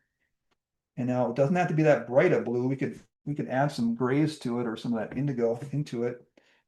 And whoops, a little sloppy. And again, you can choose to fade that out if you want to as it goes down. I think that looks pretty nice. And then let's just simplify this. There we go. I know I'm flying through this. It's not super precise, but it's going to be, I think it'll be nice. And it'll have kind of a nice loose feel to it too. Won't be looking like it took a lot of time. It'll look like I had fun, which I am having fun. I'm having a great time painting this. You know what I'll do is actually take my thirsty brush and I'll fade that out a little bit, just get it lighter so that hopefully when I put that cast shadow across, it'll pop. We'll see what happens. I'm just experimenting a little bit. Gotta have some fun. Grabbing some lavender along with that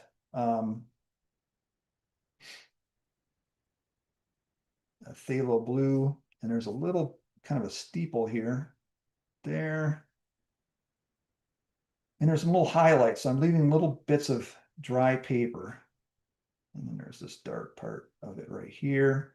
I know sometimes I'm really, it's like, boy, it's being really tight now. There's sometimes I'm really tight. I'm really careful. And there's other times where I'm very loose. So it's kind of the trick is watercolors, knowing when you can just have fun and when you have to tighten up. And that'll just come with some experience. Okay. And now there's this darker shadow here, runs down. Okay. And then we decided to leave a little bit of a highlight there and then bring this down here, which will pop out this and it'll pop out that umbrella, right? Right. You got it, Dave. You got this. You can do this. You can do this. Okay. And then we're going to take this color and we're going to integrate it into this. And we can even take that red and pull it across and let them integrate. And notice I left a little bits of white paper, a little bit of dry paper there. And I'm just taking that dirty brush and moving this color down. Now it's kind of a bluish red. And there's some shutters and things of some of the buildings there. And I'll clean my brush. And if there's any breaks, like little bits of dry paper, it's fine. It maybe gives it a little bit of interest. And then there's the wall has got some of these mid values on it. Every once in a while, it's got like cracks and texture, and you can use your finger to create some texture. Okay.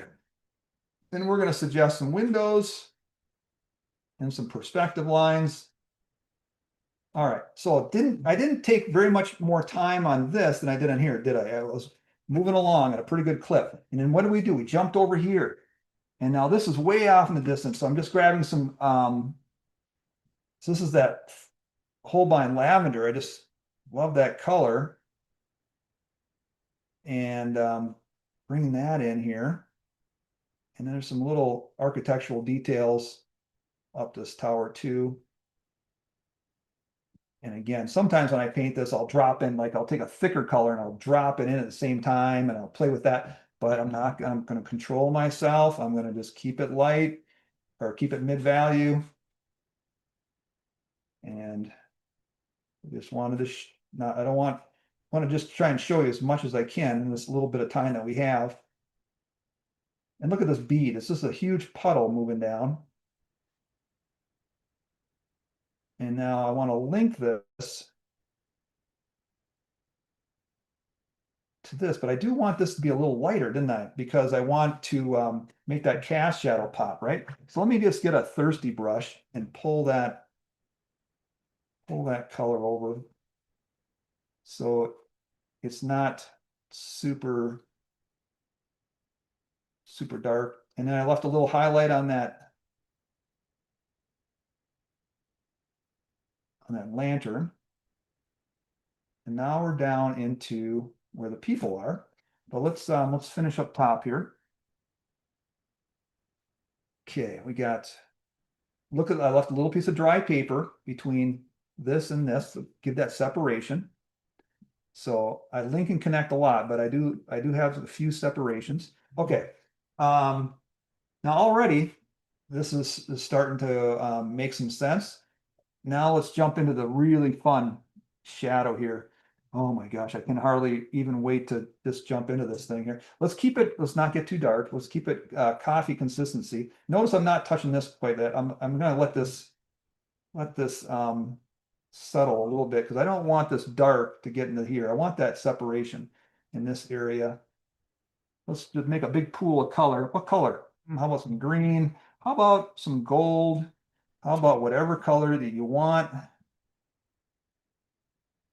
Let's make a big puddle and let's take that puddle and let's create that cast shadow with that fun swatch of colors and link it to the shadows of the windows.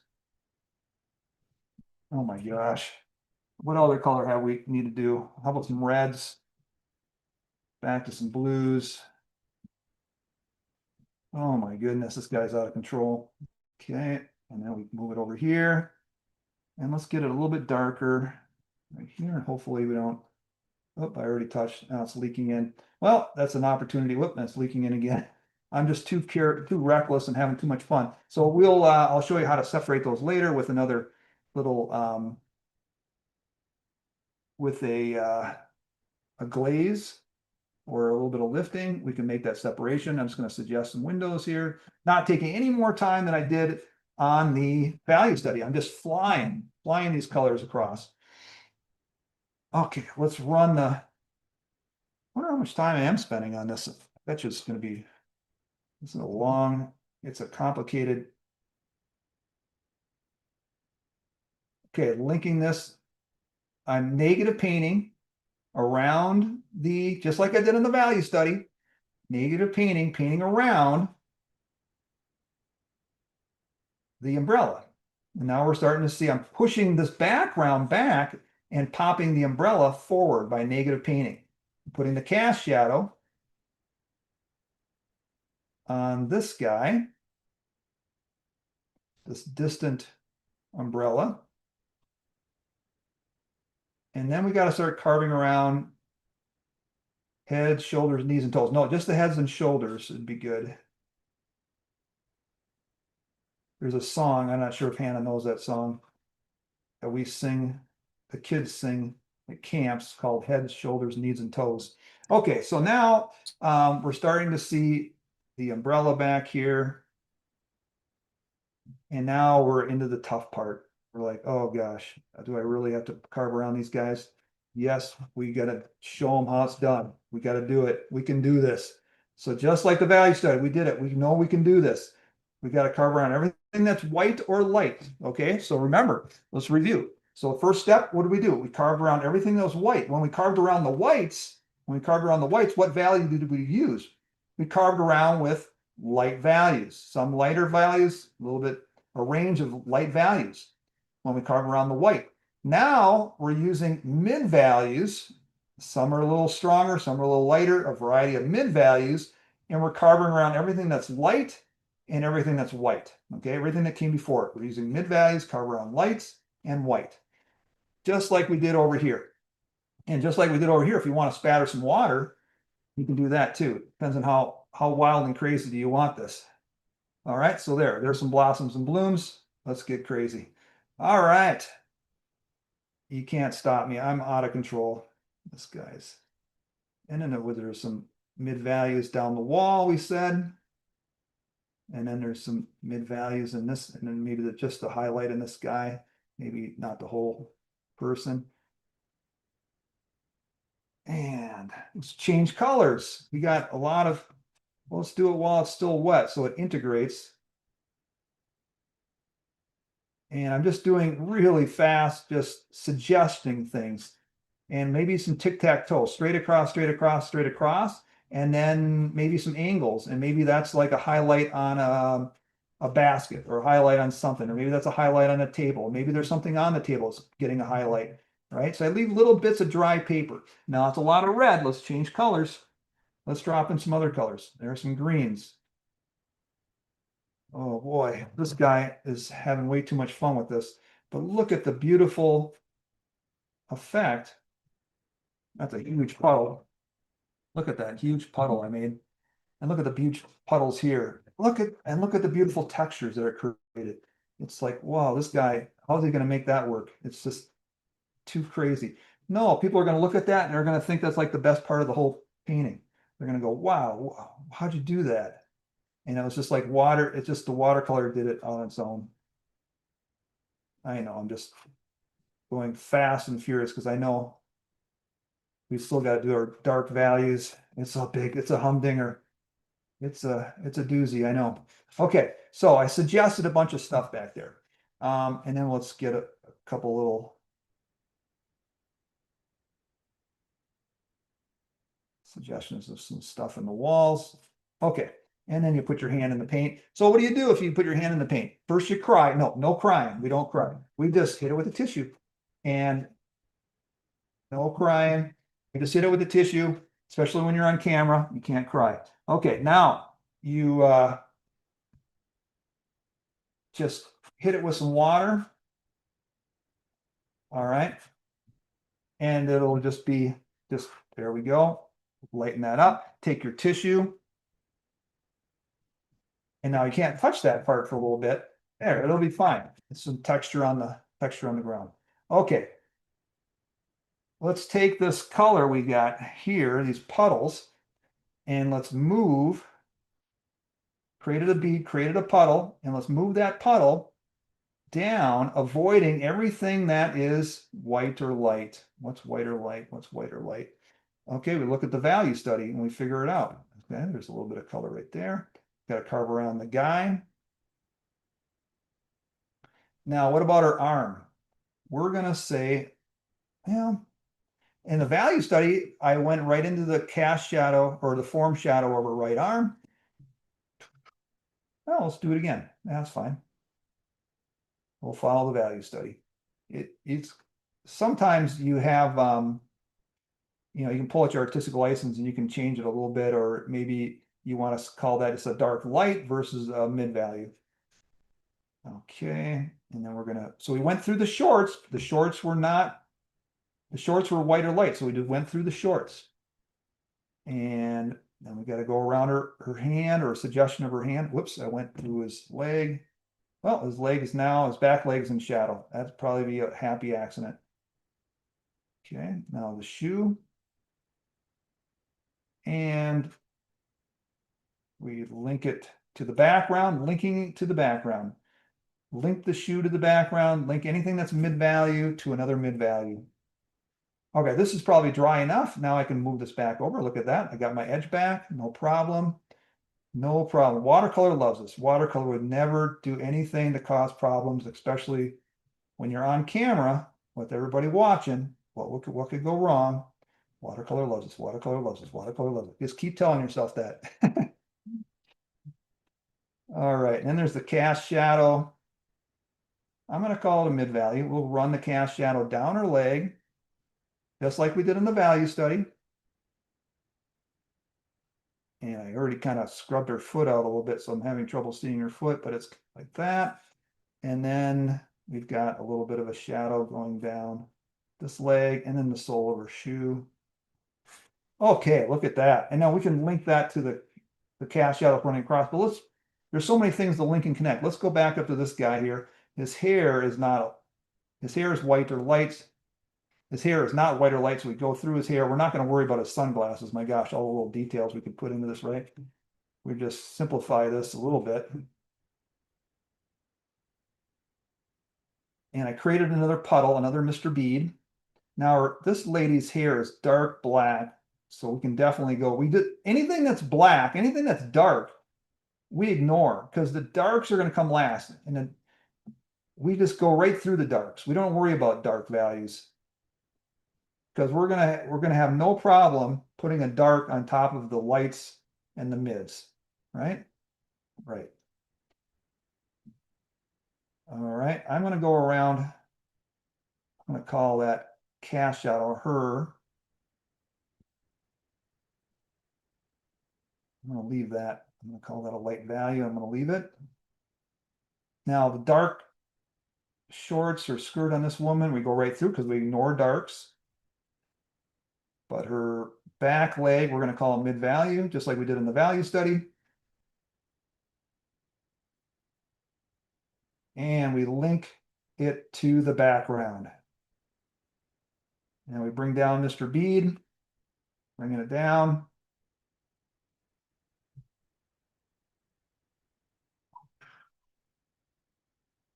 Create a little bit more of a bead. Carving around anything that's white or light. What's white or light? Now I went through this guy's head. Let's just hit him with the tissue.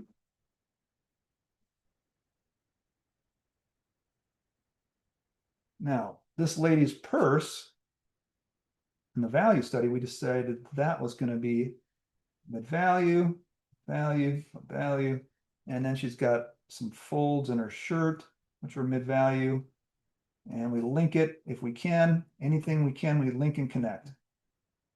Integrate, make a unified painting. Form shadow of this guy's arm is a mid-value. He's got a really dark shadow runs across his side, down his shirt. And then it kind of fades out as it moves up. So that means take my thirsty brush and create a soft edge there. And I'm just going to pull the shadow down because I can't see what's going on. And we'll just connect it to the cast shadows that are running across. Ooh, I love all this. This is a little wild, but it's going to be broken up with windows and all kinds of stuff. Okay, now we've got these cast shadows running across, just like we do in the value study. I link it here and there. I link it to what's above it. And then I use this cast shadow to identify the side of this woman's leg. See that?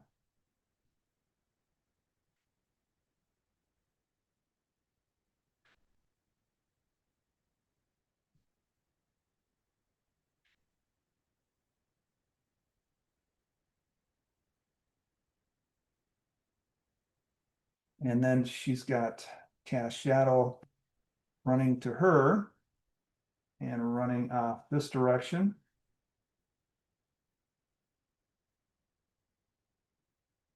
This is where that pointy brush comes in handy, right?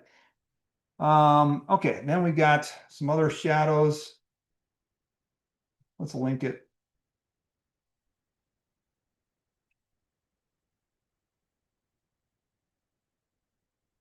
Right across. All right, now let's look at what we got compared to the value study. All right, looks pretty similar, right? I basically pulled this off, put it on here. Did I forget anything? How am I doing? All right, I think I got it all. Okay, so there it is. There's all we got to do now is put a few darks here, and you'll see this pop right out. That was so fascinating to watch, and we've had lots of comments here about how inspiring this has been. David, you're very entertaining. I'm enjoying watching you very much, says Teresa.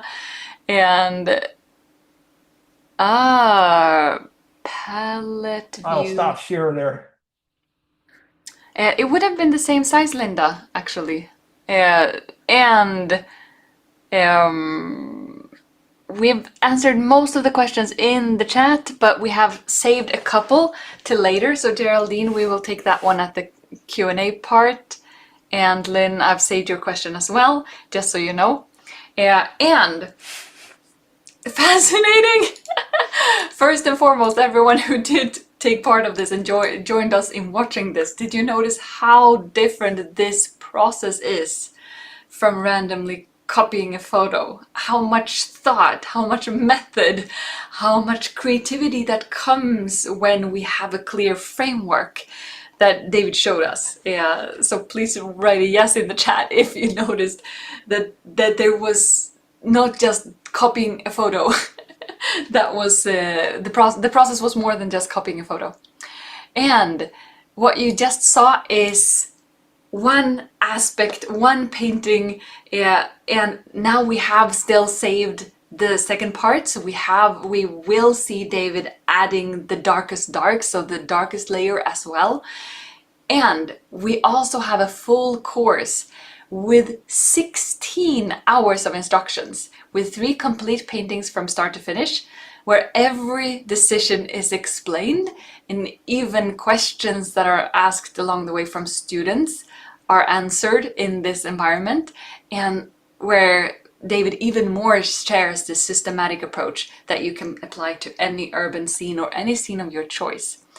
So if you want to, we have thank you, we have Kika saying great teaching, we have Gordana saying fascinating, Ellen saying this was great, Maureen saying thanks for teaching us to have fun with painting watercolors, Marianne says yes, Rosemary says yes.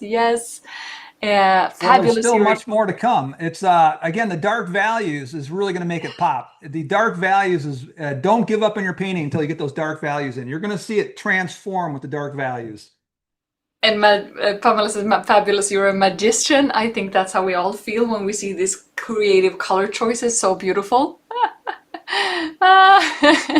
Very inspiring and enthusiastic from Marike. Meg says, thank you so much. Cynthia says, thanks. And as David said, this is 2/3 of the painting that we have created. We have 1/3 left today. So I hope you have saved some time because we have so much more to cover. And if you want to have the entire course, if you want to join the entire course, we are gonna take a look at what that entails.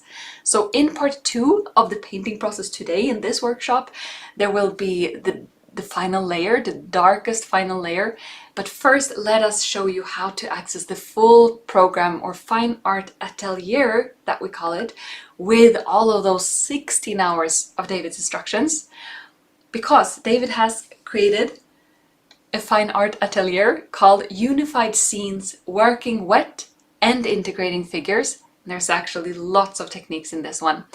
And this is an opportunity for you to virtually step into his studio and experience his creative process and teaching firsthand, all from the comfort of your own home or your own studio. And this watercolor atelier is designed to give you the skills and the confidence, taking you to the next level, whether you've been painting for years or are new to watercolor. And here's an overview of what you will learn. So it's about urban watercolor scenes, integrating figures naturally, planning with value studies, working wet on wet and also wet on dry. 3 complete paintings, step by step, and every step being explained and very clearly shown from the initial sketch to the final details. And there's a lifetime access to all of the materials, so you can revisit and discover new things every time you join it again or watch it again. So here's an overview of the 3 parts.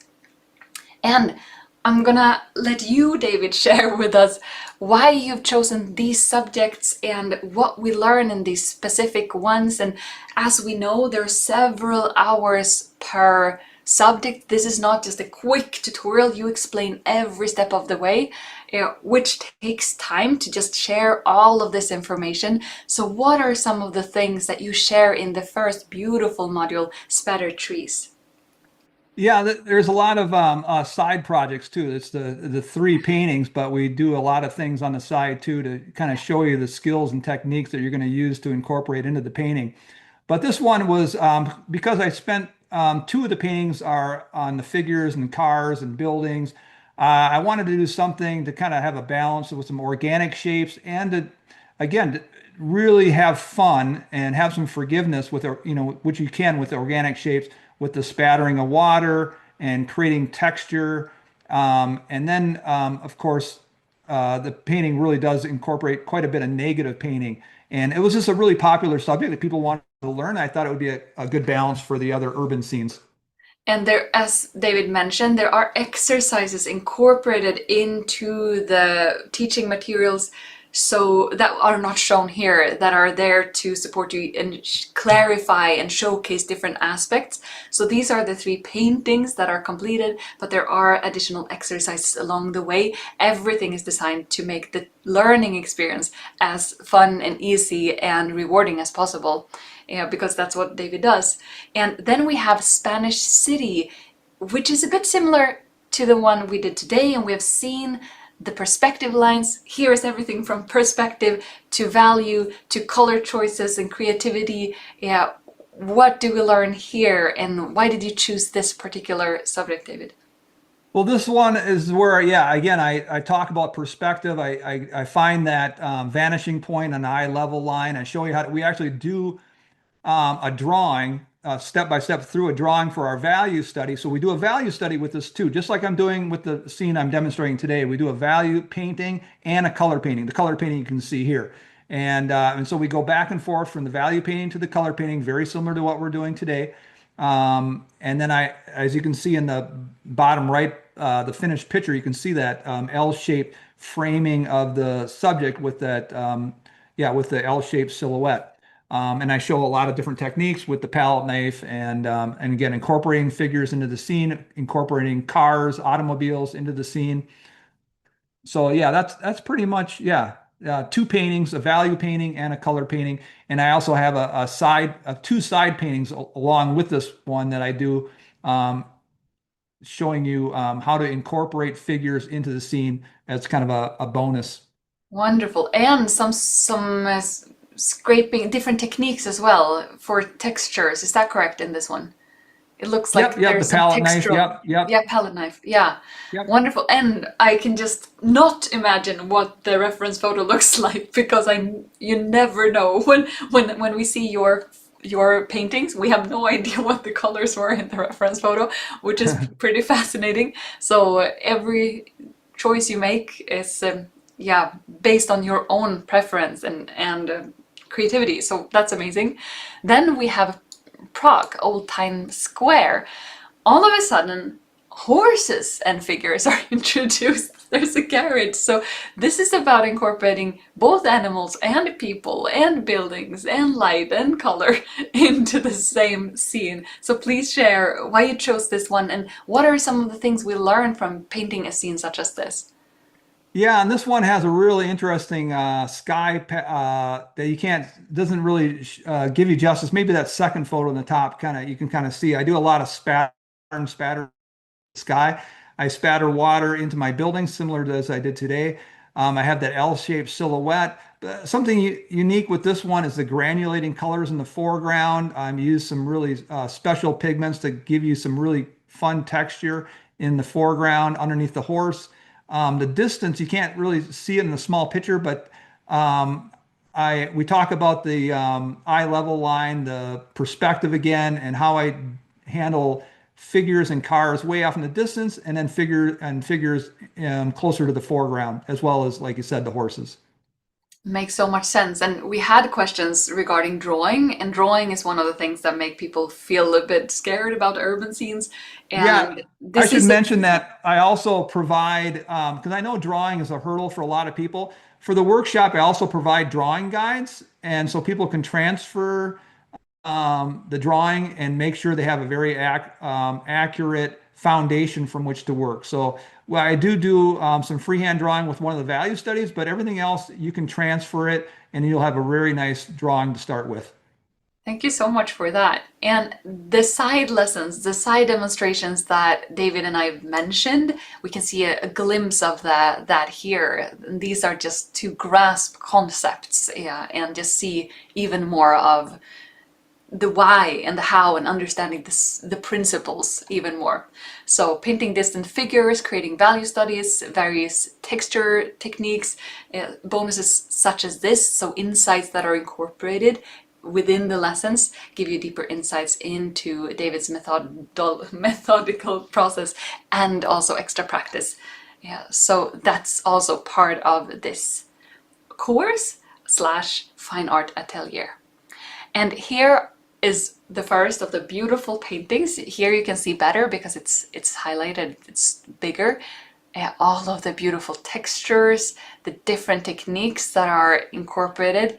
There's some dry brushing, there's a lot of wet into wet, there's layer on top of layer, there's negative painting, distant, faded, uh, beautiful, misty and strong contrast. So lots of beautiful aspects in this one.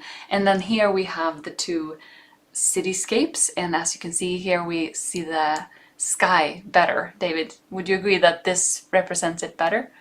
Yes, yep, yeah. That's I use a technique where I spatter a lot of water, spatter paint, and let the colors run. It's just really fun. I think people will enjoy it. Oh, and here we see the granulation texture in the ground as well. Much better than Mhm. previously. So great. And this fine art atelier is perfect if you want to deep dive and just spend 16 wonderful quality hours of comprehensive instruction across 3 complete paintings, urban scenes from Prague and Spain, plus the tree painting with numerous bonus demonstrations on figures, value studies, and texture techniques. So this is for anyone who wants to deep dive into using watercolor specifically, yeah, on how to be more creative with colors, how to capture the values and therefore the realistic feeling, even though there's that color magic happening, as well as figures and trees and details, the specific subjects that David shares. And this is recorded in a live workshop format, meaning that David is there in the room. Everything is recorded in a professional way, and there are students painting alongside of him, which makes him use a tempo and a teaching style adapted to the actual learning experience. And which also means that David responds to real student questions, makes correction in real time, and explains the why behind every decision. So this will be like being in the room with a master watercolor artist and a master teacher. And it's also a repeatable methodological system that you will learn and practice in these scenes, from painting from light to dark, loose to tight, connected to separated. Learn one process that works for cityscapes, figures, organic shapes, any subject that you choose to paint next. You will have created a much stronger foundation when you have spent these quality hours in the fine art atelier. And in a few minutes, David's gonna show us the final dark layer. And before that, we wanna show you how you can join. So there are 3 different plans, so there are 3 different pricing plans. We have the standard plan, which is a self-study version of this. Then we have the premium plan, which has guided in written feedback from our professional curator, so written feedback on our course platform on your finished artworks.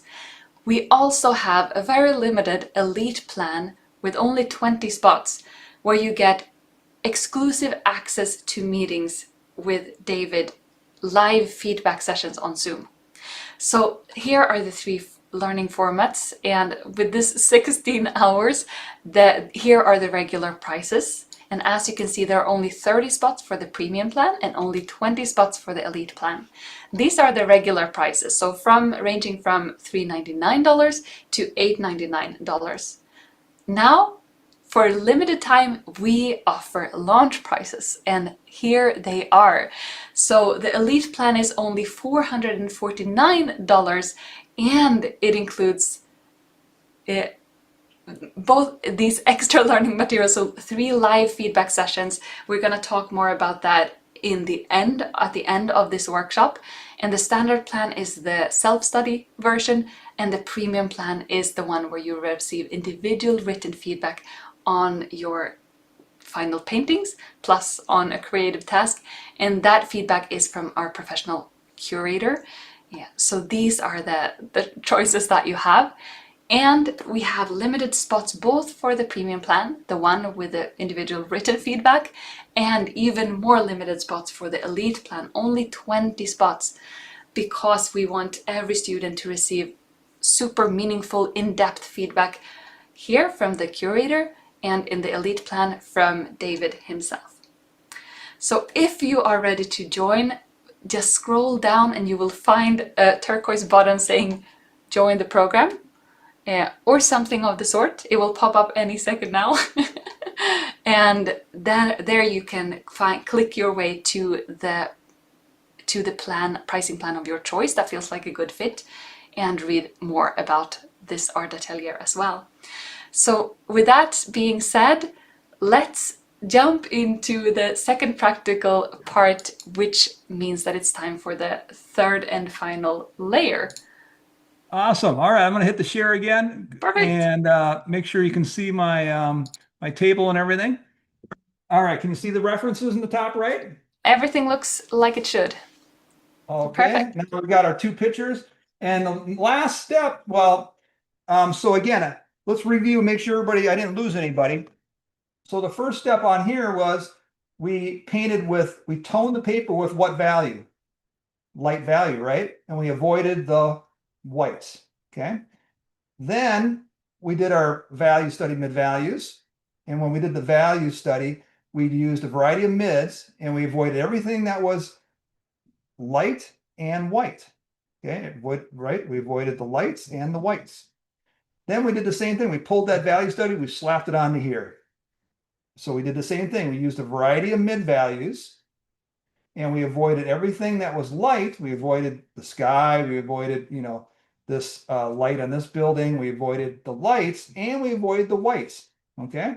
And so the last step is we're going to use a variety of darks. We're going to use some really dark darks. We're going to use some lighter darks, a variety of darks. We can still use some mids. We can use some lights if we want, but we're progressively is slowly getting darker and darker and darker, and we're starting to identify more and more. So we started off, nothing made any sense. When I said, if it looks right, it's wrong. Everything was linked, connected. It was just a big swatch of color, didn't make any sense. And then that next step, we started to identify a little bit more. We identified the highlight, we identified the umbrella, we identified more of the people. Now we're going to do more identifying. We're going to start to, separate some of these shapes more with the dark values, both in our value study as practice and in our color. But just like with all the other values, if there's an opportunity to link a dark to another dark, we'll go ahead and do that. Okay. So here we go. I'm jumping back to the value study. So let me just zoom in on that for you. And this is the same thing I do in the course. I've got 3 cameras so I can zoom in on the palette or the painting or whatever we need. All right, that looks pretty good right there. And I'm going to use this. What color do you think I'm going to use on here? Well, I'm going to use the same color, right? It's monochromatic. So I'm just going to stick with the same color, which for me it was indigo pretty much. There might have been some other colors in there, but pretty much indigo. But now instead of this coffee consistency, I'm going to go strong coffee, or maybe even, whoops, that's purple. I'm sorry. This is indigo. Kind of a strong coffee or a skim milk, maybe. I still want to create a bead if I want. So, but it's going to be a jump stronger, okay? Much stronger. And now I just look at the picture, look in that black and white photo, and I just say, hey, what's dark? And this is the easy, we're back to the easy step. We did the hard step. Now it's time to relax. I mean, it already looks great. I mean, this looks great just the way it is. I mean, what could go wrong? Don't say that. Don't do it. Hey, don't jinx yourself. All right, I think there should be a dark right here. And so again, there's not as much linking now. It's more separating these different shapes. Now I'm going to suggest maybe a part of a window there, and then this little dark here. And you could just squint your eyes and simplify this and make it all dark, but I'll make it a little bit that. Go. And maybe I'll pull a little bit of that down. Oops. Just to have some fun. And another suggestion of a window or something. Again, this is the value study. We don't want to get too bogged down in it. All right, so now I've done some separating of this from this. Actually, let's put a little, now this stuff way off in the distance, I'm gonna try and get less and less detail. Now look at, I used 2 brushes. I put one brush I dropped in the paint, one brush I kind of softened the edge. See that? So I used 2 brushes there. I'm dropping the dark in and kind of letting it fade out. I know I get bogged down and trying to make everything as nice as I can, just like everybody else. I just love putzing around with the painting. So I do try to make these big simple shapes and do all this, but I run into the same trouble everybody else does, where I just want to suggest every little detail and make everything just perfect. So there, I put in a dark with this brush, and I use my blending brush to kind of fade it out. And I can use my finger too. And then there's this cast shadow. We could use that cast shadow to suggest the side of this guy. And again, I can use my finger to pull that across. I'll just paint it across. Let's just do it. There's a like cast shadow that goes across over to here. And and there's another tower there. I took that one out. I guess I just simplified it. And let's just fade that out as it moves down with my blending brush. There we go. All right. So where else? If you want to separate these two, which is, there is a separation there, we could make this darker. Now this is wet, so I can't touch it or it'll leak over. So I'm going to leave a little bit of dry paper. And then I'll use my blending brush again. Now we made a separation, right, between those two, right? Now, how much detail do we want to get in the value study? I'm not going to get too crazy. I'm going to do some dashes and dots here and just simplify it so we can get to the color. So I'm just going to pull down my brush and just suggest some of these windows with the side of the brush. Okay. Okay, I think that looks pretty good there. Already with those darks, it gives some of those architectural suggestions and details, and there's a dark, I don't really like lines in my painting, so, but there is this dark line running down there. And let's just make this dark run across here. Let's pull it down. All right, now we're into this area here, some darks in the windows and the darks in the windows. Just pulling my brush. Let's see, something like that. We're going to spend too much time on the value study. Just throwing some darks in, running out of paint, going back, refilling my brush. Oh, that's a big window. All the way down, it's dark there. Integrated a little bit with it. There's a little bit of purple in there. I accidentally put a little purple into it. I didn't mean to do that. Okay, let's add a little dark to the top of this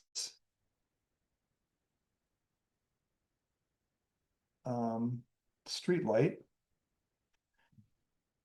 Okay, so already those darks kind of help suggest. I don't want to put the darks over here yet because I'll put my hand in it. So let's jump over to this side. Let's now I have a cast shadow running across this umbrella. Now watch how I re-identify the umbrella. Boom, boom, boom. And now look, the umbrella, I use my blending brush, integrate that dark. Now we're seeing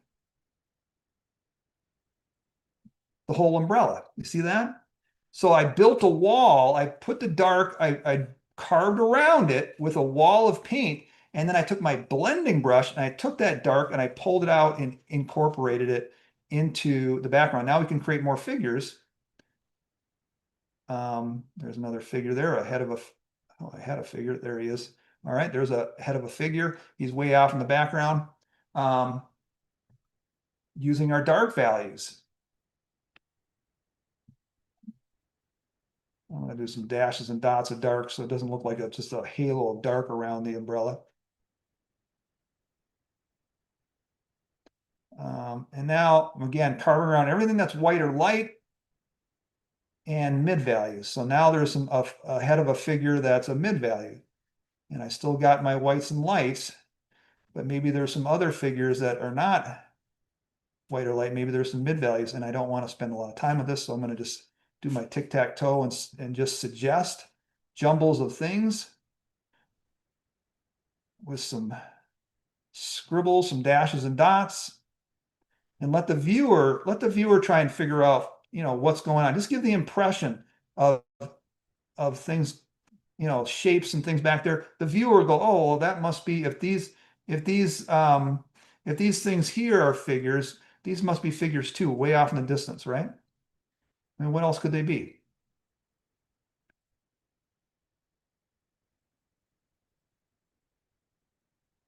And then we can do some positive painting too. So we can do a dash, a head, some shoulders. So it doesn't all have to be negative painting. There's a positive painting of a figure.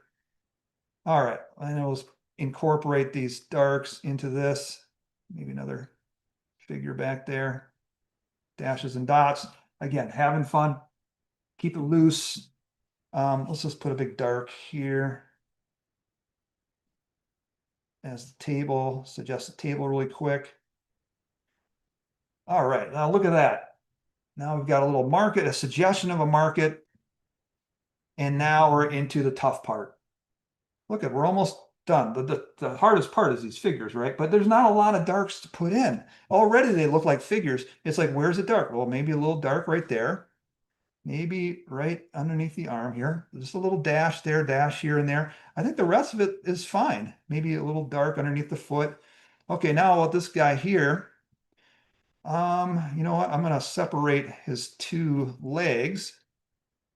And now I could have negative painted it, but I decided to positive paint it. And we'll just take my blending brush, drop that in. Let's get his shoe back. And I don't know, should we put on some hair on him? We don't want it to look too stiff. Blend it. All right. Even I'm even going to incorporate it into the background a little bit. Okay, now the hair on this lady. And my cat came over to visit me. I should introduce you to Mr. Gray Cat. I'm creative, so my cat's names are really creative. So my cat that's colored gray, I've named him Mr. Gray Cat. I know it's pretty bad. He's the sweetest cat. Okay, now we don't have this person's leg. The shadow, the form shadow of this person's leg is integrated in the background. Look how I'm going to get it back. I'm going to build the wall.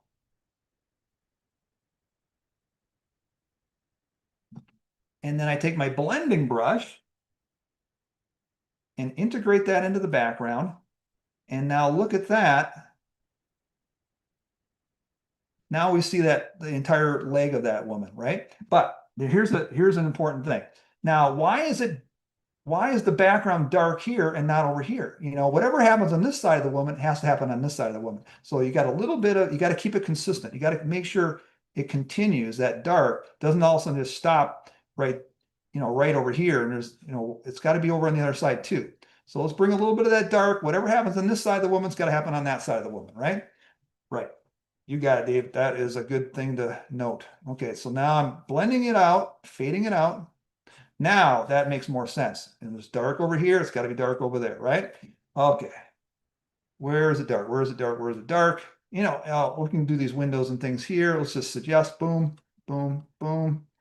They do actually go all the way down. You can play with this as long as you want.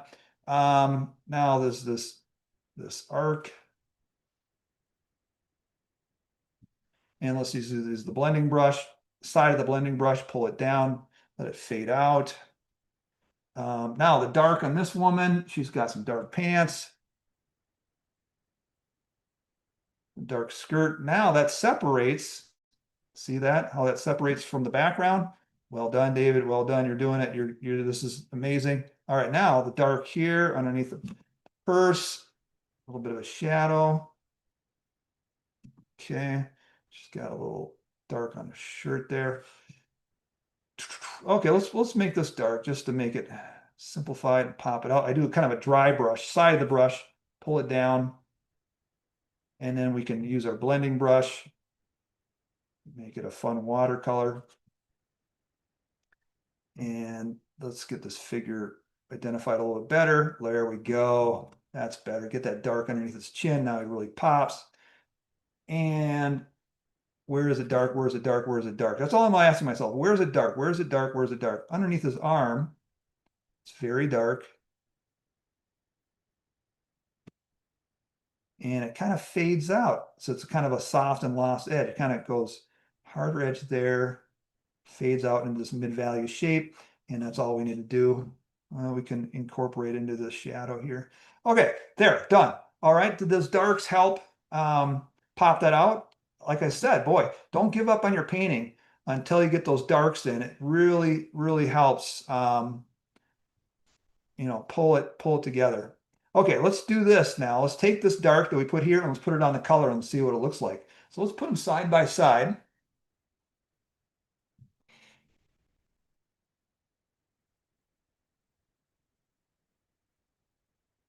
I love these crazy textures. I don't know, that might be too much, but it's easy to get rid of the texture if you don't like it. I think it might be really fun. Let's see. Okay, trying to get it both in the camera for you. Okay, so I'm going to use the same color. Now, I might, you know, like I said, I love Quin Gold, but can I use Quin Gold for my dark? No, I can't. I cannot get the dark values with the Quin Gold. So now my selection of color choice has become limited because I need to get these darks into my picture. Okay, so I'm going to be basically using that indigo, phthalo blue, you know, the same darks I've been using on the value study because I want to get, you know, really dark. Okay, so let's look at the value study. Let's look at the black and white photo and ask ourselves, what's dark, what's dark, what's dark? And already it's looking pretty cool. We don't, you know what? Here's a little edit maybe I'll do before I start doing the darks is separating this from this. Like it's all kind of linked in, and maybe I want a little bit more of a separation. So look what I'm going to do. I'm going to wet this. I'm going to wet this shadow. I might lose some of that beautiful texture, but it might be a little bit much anyways. And And I'm going to grab some of that coffee consistency dark, and let's just make a little bit more of a value shift between these two and incorporate that in. And now there's that big shift in value. I either had to lighten this or darken this, one of the two. There had to be a value shift, right? If you want that separation. And now there's that separate. I just did a little glaze of color. Now I'm incorporating it with the other brush. And we don't worry about this down here. All right, there we go. And if you want the texture back, look what you do. You just spatter more water, and there's those blossoms and blooms. Okay, but now we're seeing that big shift in value there. Okay, now, the only challenge is now I can't put my hand there. I love putting my hand in the painting, so I'm going to be probably making a mess. I'll try to avoid that area. Okay, so where is it dark in the value study? Let's look. Let's pull this back over. Let's get this back in the screen. Let me zoom out just a little bit. Okay, let's make sure it's all in the picture. All right, yell at me if I get out of the picture, okay? Okay, I get the dark here. Where's it dark? Where's it dark? Where's it dark? Okay, dark there. Let's just simplify this. Let's make it all dark. And there we go, good enough. That's already dark enough. See, there's not a whole lot to do. This is dark enough, dark enough. This is fine, it's the way it is. I really don't have to do a whole lot right there. Now let's just jump over to these windows. I know, it's like, boy, he didn't do anything because I like it just the way it is. And I don't need to make these really dark. Again, there can be some lighter darks, there can be some darker darks. We can have a variety. And if it's too stiff, you can use your finger, break it up. You're going to use the side of the brush. Same thing I did in the value study, not being that much more careful. Just having fun, having fun, having fun. Break that up. Okay, now look at, we're already over here. And you might be saying, well, that's not very dark, but it's darker. It's all kind of relative, right? It's darker. And there's that line, which we don't want a line, we want a shape. So let's break that up a little bit. This is a suggestion of that. Okay. All right. I think, and we already added some dark there. Let's get some dark in the windows, just a couple dashes and dots to help with the windows underneath the ledge. Okay, let's get this one. Where is it? I don't see my drawing. It's right there. It's right there. And it's a dark. It's in here somewhere. Let's see. Let's find a reference point. I can see these guys. So if that one's there, it's, let's just put it right here. I'm hoping, this is, by the way, this is a city that I visit every year in France. I teach a workshop in France, southern France, in the Dordogne region. This is Sarlat. And I was just invited to teach there. They weren't going to have any in 2026, but they're going to have some. So looks like I'll be going back this summer. The beautiful area. Okay, so now I'm just dropping in. Where is it dark? Where is it dark? Where is it dark? Suggesting these windows. Dry brush, side of the brush, side of the brush. Gives a broken edge because we just want a variety of values and maybe suggest a little sparkle on some windows, or there we go. Okay, let's jump down into the market. And again, we lost the umbrella, right? Because we got that cast shadow. So I put my hand in there. So now let's find it. What do? We build the wall, build the wall. See the wall? Boom, boom, boom. And there it is. There's the edge of the umbrella. And let's just take that dark and let's just, oh, my cat's talking to me. It's like, hey, who are you talking to? And now I'm going to use my second brush and integrate.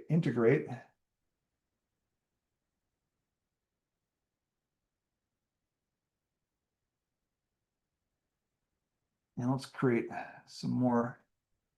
There's like a dark arch back here. And now let's leave some dry paper to suggest some people underneath the umbrellas. So I just leave little bits of dry paper. And I know I'm flying through this. This is the quick demo. but hopefully it is giving you some ideas of how to suggest people in an urban scene, different techniques. And there's another technique too. I show you in the course. I haven't mentioned. Maybe I'll save that one for the course. It's a really fun, easy way to suggest people, especially in a dark background. Okay, so now maybe a little tic-tac-toe. Let's suggest maybe there's somebody sitting down at a cafe there.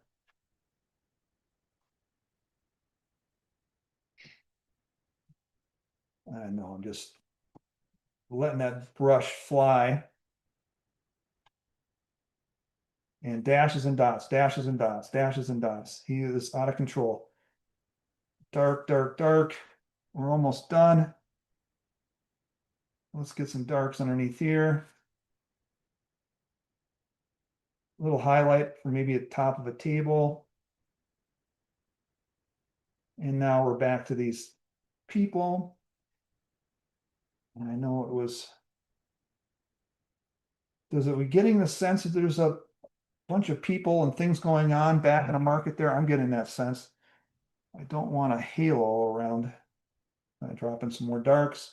And you can still spatter paint, you can spatter water. I just got to keep moving here.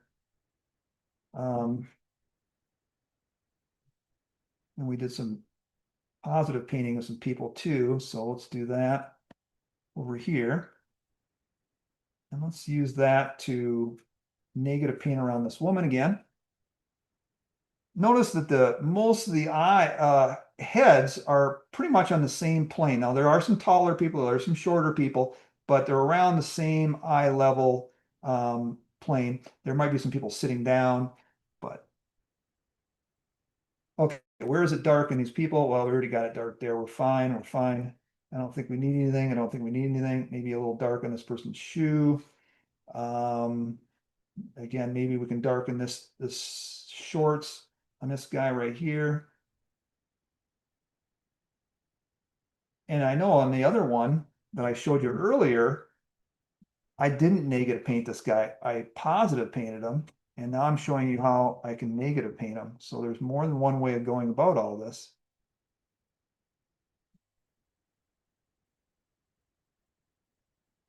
A little suggestion of some hair. This person's got really dark hair, but it kind of fades into the background. Maybe I'll just leave it the way it is.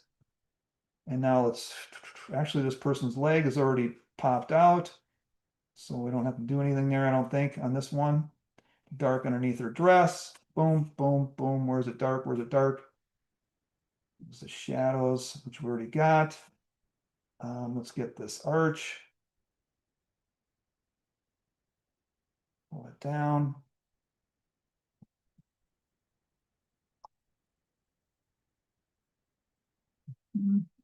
Put some dark into her.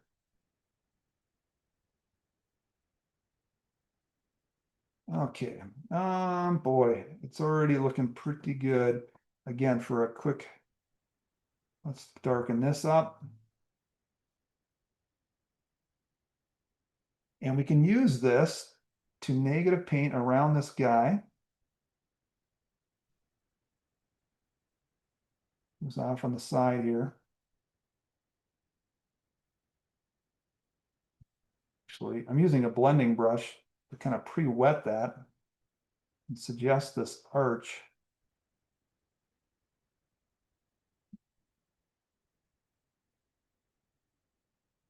You know, fast and furious. All right, where's it dark on this guy? I would say this arm is really dark. Form shadow along the arm. And it blends into the underside of his arm, which blends into his back and gets lighter and lighter. So I use the blending brush, pull that out. And he's just this mystery off on the side. He's this.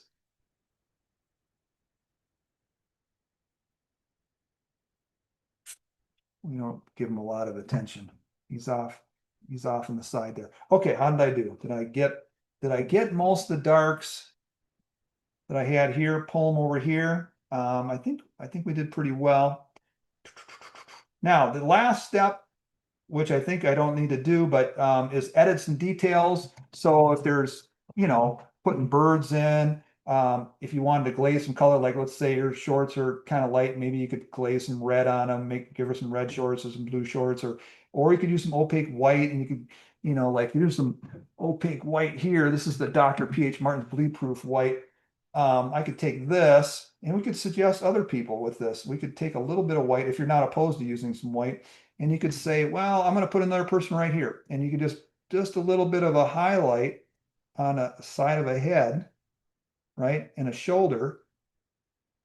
And all of a sudden you've got, another figure, and all you need to do is figure out like the shoulders and the top of the head with a little bit of white. So you could play with that. I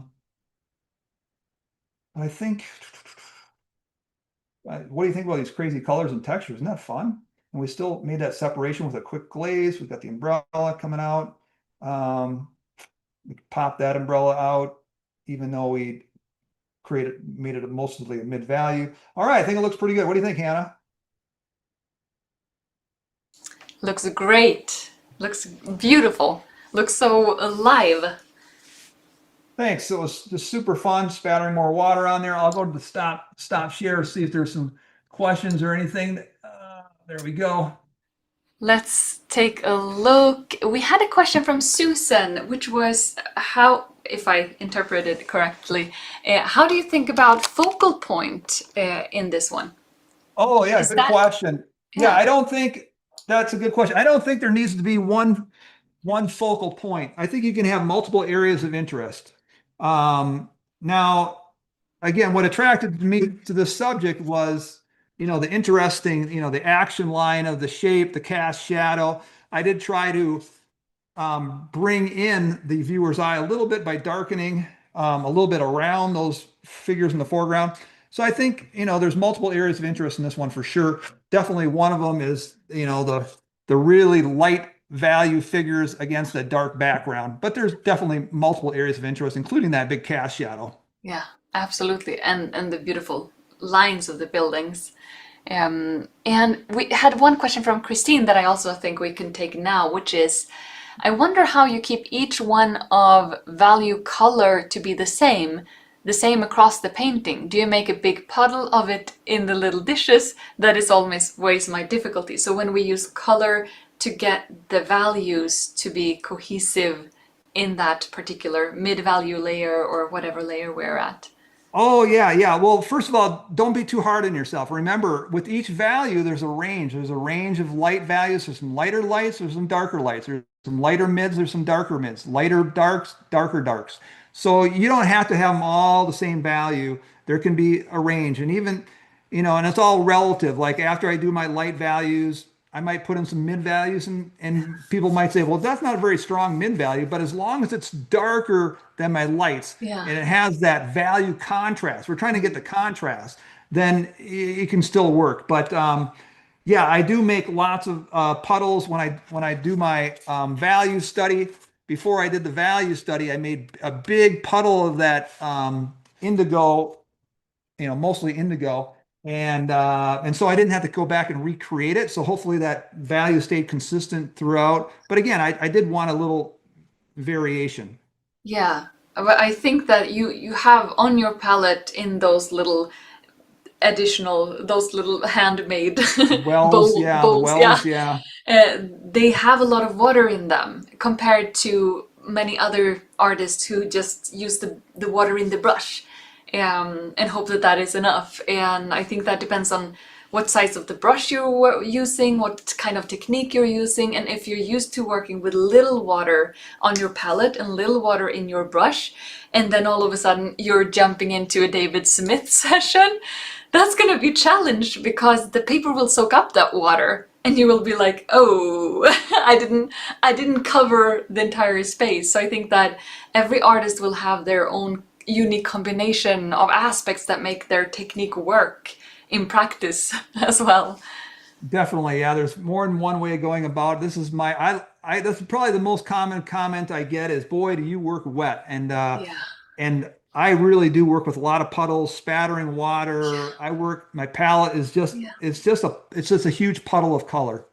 And all of these layers were on dry paper, and many of Artefacto students are used to working on a wet paper, which is a completely different approach because then the paper holds the wetness and the brush doesn't need to, and the palette doesn't need to hold all of that wetness. But whenever you use your technique, which is working on dry paper and then requiring you to add the water and the color at the same time, it just is another handcraft. It's just another set of, yeah, what you do with your hand, what you do with your brush, you know. Yeah, sometimes, like I said, I work in multiple approaches. Sometimes I dunk my entire paper. I take the entire paper, dunk it into a tub of water, and work on wet paper front and back. And that's Yeah, a different approach. There's multiple yeah. approaches to painting in. And if you did Um, that, perhaps you would not use as much water in your puddles. Exactly. Yeah, Then it's a matter of being sensitive to the yeah, quality of moisture on your brush. yeah, Watercolor is like having a conversation. Oils and acrylics, we can put it on, it stays where we go, where we put it. Watercolor, you have to react to what happens on the paper. So you put it on there and it might just explode out and you're going, whoa, too much moisture in my brush. I need to react to that. I need to respond to that. I need to communicate with my watercolor. Or I put it on and it's not moving at all. It's like, okay, I need more moisture in my brush. I need to respond to that. I need to communicate and work with the medium. And so it's constantly controlling the moisture with a sponge. I got a sponge, I got a towel, I got my yeah, tissue, I got my yeah, thirsty brush, I got my second brush. I'm constantly yeah. having the conversation with Mr. Watercolor. Thank you so much for that. And Kate has a follow-up question to this dialogue. If this was not a demo, would you have done this wet on wet? If this was not a demo, would I have done it wet and wet? I could, but then again, I would have to different mindset. I'd have to Yeah, go, okay, I'm going to be using thirsty brushes, and I wouldn't work on yeah. a when I say wet and wet, it wouldn't be a paper that was like dripping. It would be a Mm, damp wetness. It would be a wet paper that I prop up vertically, and so it gets kind of damp. So I still have some control, and then I'd use a very thirsty brush instead of a brush that's dripping. I'd use a yeah. thirsty brush to move the pigment around. So it'd be a different mindset. Yeah. Another aspect, which is also a follow-up question regarding materials and different approaches, is from Francesca. Thanks for an interesting demo. When working on larger paper, is the Escoda number 12 big enough? Would you recommend a larger Escoda? What number? Or would you use something completely different for a larger painting? Yeah, so I have different sizes. So this is a Prado, so let's go to Prado. It's a 16, and I've got different size brushes. But a lot of times I use the puddle, and I move that puddle, Yeah. that Mr. Bead. I move that puddle around, and I don't need a big brush because I'm just moving Ah, the puddle, yeah. negative painting around these dry shapes, negative painting around shapes, and I still use that same Perla brush because I just kind of moving the bead down the paper or moving that puddle around. I'm not doing like big wash. When I do a big wash, then I'm using a big brush. I use a big, and I Mm, actually have like mm. much Yeah, bigger yeah, brushes than yeah. this for a huge piece of paper. Yeah. And would you say that Fabriano is better for your technique or wood arches, which I find is thirsty? It just wants to eat the water. Yeah, yeah. So Would you say that it works? every paper Yeah, is a little different, and again, it's a matter of having that conversation. yeah, So, I've done it. I've worked on arches. I've done it on this new paper somebody gave me called Kadi. I not never used it before, and it just had a different feel to it. yeah, And but I just responded to it, and it worked yeah, fine. yeah, The Fabriano Artistico is a very sensitive paper. It means it lifts very easily. yeah, And it's what gives me, those really great textures, the textures and blossoms and blooms that you see is because it's super, super sensitive. The arches, you can still get blossoms and blooms, but not as dramatic. It's because it's not as sensitive. It doesn't lift as easy. So it yeah. depends on your personal preference and your approach. And do you plan on doing lots of glazing, one color on top of another? Then I would want a paper that's not as sensitive, maybe like arches. But if you're more into one go, more like a plein air painter, you're just going to go in there and you're not going to be messing around with lots and lots of layers and glazing and glazing and glazing on top of another. Then maybe a more sensitive paper like Hahnemühle, Fabriano Artistico. Some of these other papers are more sensitive, but they all take. You got to play with them. You got to get used to them. Like the first time you try it, you might not like it. Like the first time I tried this brush, somebody said, I needed to try it, and I tried it, and I was like, I don't like that brush. Yeah. I wasn't used to it. And then after I gave it some time, I was like, oh, I actually like this brush, but it Yeah. took me some time to get used to it. And often it's like the same material that makes you feel really frustrated in one situation is the biggest help in the opposite situation. Yeah, There's yeah. often like a two-sided coin. If you flip it, the same material is going to be your best friend. Super fascinating. And we have some more information before it's time for the official Q&A session. So today we've covered so much. We have spoken about one-point perspective.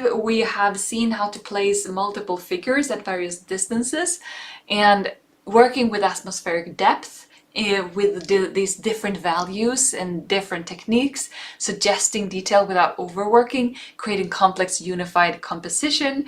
And if you painted with us, or if you paint with us in the following couple of days, please share your artworks with us and use the hashtag paint_with_artefacto, or share it with us on WhatsApp. And now you've gotten a taste of David's complete approach, using value study, systematic planning, linking values, complex composition, multiple figures, perspective, and my favorite, creative color choices and splatter. And together, all of these things, the technique, all of it, all in all, is a complete methodology that you can apply to any urban scene or even landscape. And if you're honest with yourself, would you say that the thing that you need to the most to create that next level of progress in your watercolor practice is A, more practice and more repetition? That might be the case for you if you have little of that.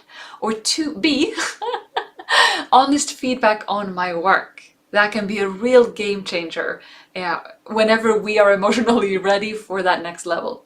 Or C, systematic instructions, such as the ones that we've gotten today. Or D, all of the above. Please share with us in the chat. And Stoyanka says, David, you are so inspiring. Nay, Lilette writes, David, you're so inspiring, make me feel enthusiastic. So happy to hear that. Danilo says, thank you, David and Hannah. And Stoyanka says, thank you, David and Hannah, great session. And Echo says that it's Bob Ross in the background. Is that correct, David? That is Bob. Yeah, he's always cheering me on. Wonderful. Jadranka says A and C, so more practice and systematic instructions in a combination. Marianne says all of the above.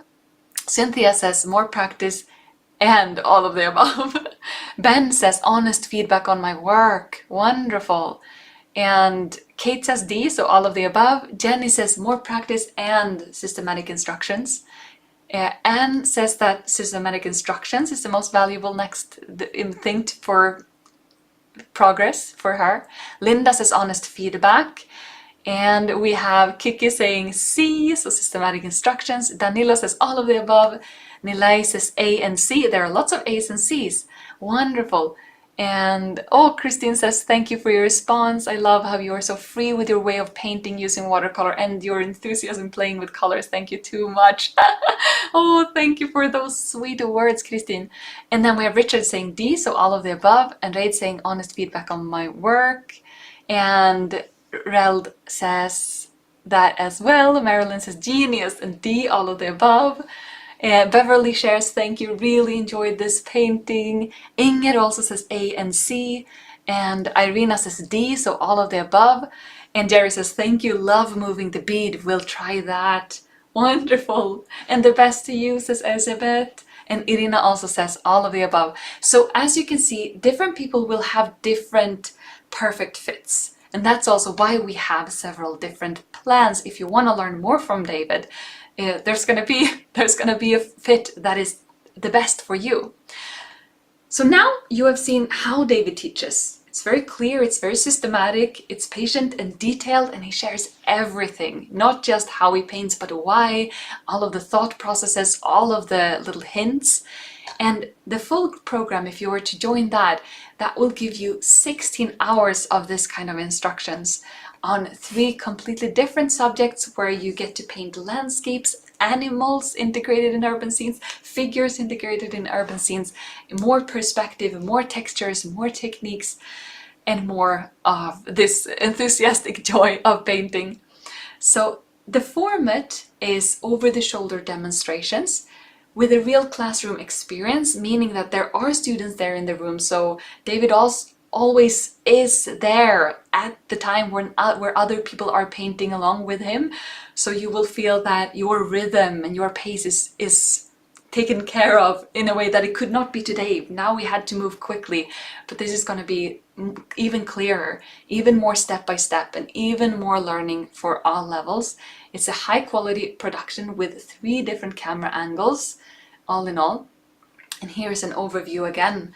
We have the introduction, we have the spattered trees, we have the Spanish city and the Prague Old Town, and by the end of the Fine Art Atelier, you'll be able to master the technique of linking shape through values, incorporating figures, people, we already know this, preserving whites through negative painting, develop a repeatable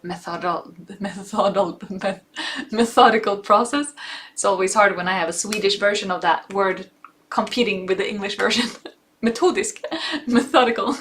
Tackle complex urban scenes, hopefully without fear, and instead a feeling of empowerment, and complete beautiful paintings in watercolor. And even though this is recorded on location with David, you will receive a pre-recorded course so that you have access to this from wherever you are, as long as you have internet connection and your password, and of course if you want to paint along your art materials. And this will also be much higher quality, much more stable connection than a live stream could ever have. So if you had any quality issues during this live stream, that will not be the case in this. You can also pause and go back and do this at a pace that works best for you. And if you join the premium or the elite plan, you will also receive a certificate of completion, and you will also be included and invited to join our community, our WhatsApp community, where students support and inspire each other every day, share advice, tips, and like-minded people discuss various art-related topics. And this community is moderated by a dedicated professional community manager, as well as our support team. So if you're looking for that sense of camaraderie, there is a space for that as well. And usual places for Artist Plateau is that we just keep stuck doing the same thing over and over again. And if you feel that you are a bit stuck, then fresh expert eyes can help you get unstuck. And that is something that many of you wrote, that feedback, honest feedback on your works were that next level. And the majority of our top students say that personalized critique was the turning point in their development. So if that's what you are looking for, then the elite plan is the best fit for you. And I would love for you to share, David, what are these 3 live feedback sessions via Zoom? What do they mean? And also, this is not a Q&A webinar. This is only for 20 people. So this is an intimate environment. What will happen and how can this help someone progress? Oh yeah, so we're gonna have 3 Zoom sessions. They're gonna send me your paintings, and so I can look them over and find areas that I think work well, areas that I can give some feedback on, as far as areas that you could use some work in, and then answer. And then we're gonna talk, live on the Zoom, and try and answer your questions and make sure I clarify any questions you have. And I'm looking forward to it. I taught for 25 years in the public schools, so I'm used to, and I travel around the world and teach workshops, so I'm used to working with people, and hopefully I'm pretty clear and can answer everybody's questions, and hopefully it'll be a game changer in your improvement as an artist. Thank you so much for that. I definitely think that this can be an eye-opener especially for people who have painted a lot but not received that outside feedback. So this is only for the elite plan and only for 20 people. So if this feels like something you're interested in, make sure to join us so you get one of those 20 spots. And then there are other people who might think that written feedback is more in alignment for them. And then we have the premium plan. This is designed for the approach of written feedback and includes detailed feedback from a professional curator without compromising the depth of the program. So this is individual feedback, giving you a detailed review from the curator, highlighting key areas for improvement and provided recommendations. And this curator is also an artist who has formal education in Fine Art Academy, has been trained to provide feedback and critique to the paintings. This is for the premium plan of this Fine Art Atelier. And this is feedback on the 3 final paintings plus a creative task during the first 75 days after you joined this course. So those are the options that we have, and we also have the standard plan, which doesn't include any feedback at all. This can be a great plan if you feel that you have that self-motivation. However, if you feel that you are more inspired when you have a group of people who take a look at what you're doing and are there for you, and who you feel that you want to paint really beautifully for, that can really help with motivation and accountability and just sharpening your senses. So when you choose the fit for you, take that in consideration. Where are you on your journey? What would really help you feel motivated to step into the next level? And choose from that. And as I mentioned previously, we only have 30 spots for the premium plan and only 20 spots for the elite plan. And with that being said, we also have a couple of bonuses. A bonus for all the plans are some Articoins, which is an internal currency of Artefacto, which you can use to purchase products from Artefacto's special store, Artistore. And the more Articoins you have, the more products you can choose from, such as brochures, lessons, workshops, promo codes, and more. And an exclusive bonus for the elite plan. It's pretty big. We have 3 exclusive recorded Zoom sessions with David, focusing on a specific topic. You can see a glimpse of that here. I think we've spoken so much, so I'm gonna zoom through this. And in the first session, you will learn to make a graded wash, link shapes with a bead of color, so you get specific practice on that, create organic looking results, organic looking trees. 2 hours, 24 minutes of learning here. And then in the second Zoom recording, you will learn to create the suggestion of mist, work, So these are pre-recorded or Zoom sessions from the past, David. Is that correct? Yeah, exactly. Wonderful. So completely different subjects. So all in all, 7 practical watercolor paintings and exercises that are added to the elite plan. So that elite plan has a lot of extra materials. And the button to join is below the screen. You can scroll down and you find the button Join the Fine Art Atelier there. And we also give guarantees. So if after a couple of lessons, within a couple of weeks after purchase, you realize that this is not going to give you the results that you want, it's not a good fit for you, then write an email and you will get your money back. Because of course we want this to be an amazing experience for you. And once you've clicked the Join the Fine Art Atelier button, you will be able to choose between the standard, premium, and the elite plan. And there you can choose to pay either one time in a one-time payment or in 3 installments. And once you have done that, you can choose to pay for the course via bank card or PayPal. It's a secure payment, so we don't get access to any of your information. And after you have done that, that's when you receive an email with access to the course, so you can get started whenever you want, and it's lifetime access, so you can join us now and do it now and then come back in years and just refresh your memory and learn the next level.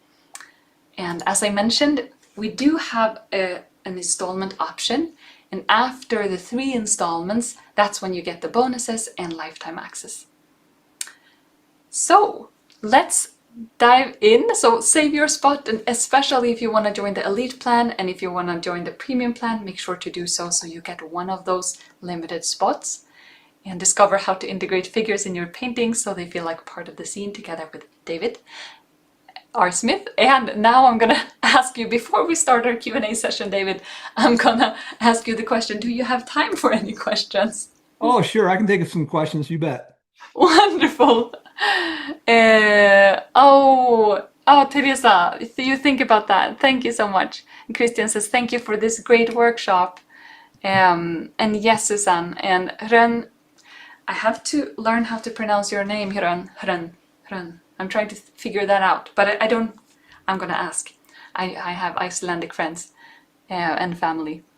Thank you so much for your step-by-step way of painting such beautiful watercolor subjects. I enjoyed your techniques and how you continued speaking to us throughout the painting process. Wonderful. And Marike says, thank you so much for this fantastic 2 hours. Now it's actually getting closer to 3. Oh, and Preston says, excellent workshop. I hope to be joining you soon. All of the best to you. Caroline says, thank you so much, David, for this wonderful, helpful demo. Christine says, thanks for sharing your techniques. And Fuyu says, thank you so much, David. I want to try to painting buildings with figures, urban landscapes. Now it's not so intimidating. Yay! And thank you, Fuyu, for those sweet words. And since they're mostly praise in the chat, I'm going to take a look at my phone where I have saved some questions. I'm so good at explaining everything that there's no questions. A bit, Perfect. a little bit like that is actually the case. So we have answered many of them along the way, I realize. Dan asked in the beginning, when plein air painting, do you use the same process? Yeah, pretty much. This is the pretty much same process. Yeah, like I said, there's some approaches where I wet the front and the back, but plein air, I just don't have time for that. So I Yeah. work on, sometimes I'll wet the back of the paper. It depends a lot of factors, where I'm working, how humid it is, and because I needed to have control at a certain point to get those hard edges, to carve out shapes, negative paint. And then also when I paint outdoors, I should note that I work on 300 pound a lot. I find that I can control the moisture a little better. Like it holds it, or the surface is, I can control the surface faster than on 140 pound. Mm, interesting. We have a completely different question from Geraldine from the middle of the workshop. How do you know which color corresponds to which value? And that's a question that many painters, especially in the beginning when they're new to value studies, face. Which color corresponds to which value? That's Yeah, a good so question. Sometimes it might be helpful is to kind of sometimes I squint my eyes. That might help a little bit. It's really like I mentioned before, even like if I'm trying to get a darker value, as long as it's darker than the previous step, then I'll call it a mid value. And so don't worry too much. Like if my mid values are lighter than your mid values, or your mid values are darker than my mid values, as long as it's relatively darker than the first value that you put in, that's what matters. We need things to get, it needs to be a jump, a shift in contrast, a shift in value. I do tend to at the very end, I'm not sure if you noticed, but I tend to get, really, really dark with my darks. And some people, they never get that dark, but it's just a higher key or just a lighter value painting. It's yeah. still nice, but mine tend to pop because I really get my rich darks in there. And I also preserve my whites. So I have the full range of values. But as long as again, have that shift in contrast and value, I think you'll be okay.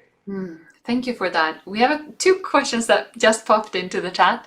And Ben asks, what techniques do competitions judges look for?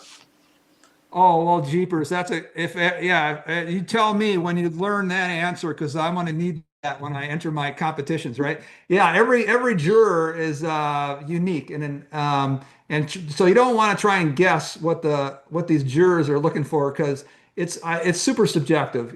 So subjective. It's very subjective. I juror a lot of shows now, and it's tough. It's really tough. And you're looking at a variety of different paintings, a still life, a floral, a landscape, and then somebody's using, a certain approach that the other person's not using, and kind of a lot of times kind of comparing apples to oranges, And I come in with my own biases that I like a painting that has a certain style, looseness to it, but also can show the control that the artist, shows they have control of the medium. So it has some tighter areas, has some looser areas.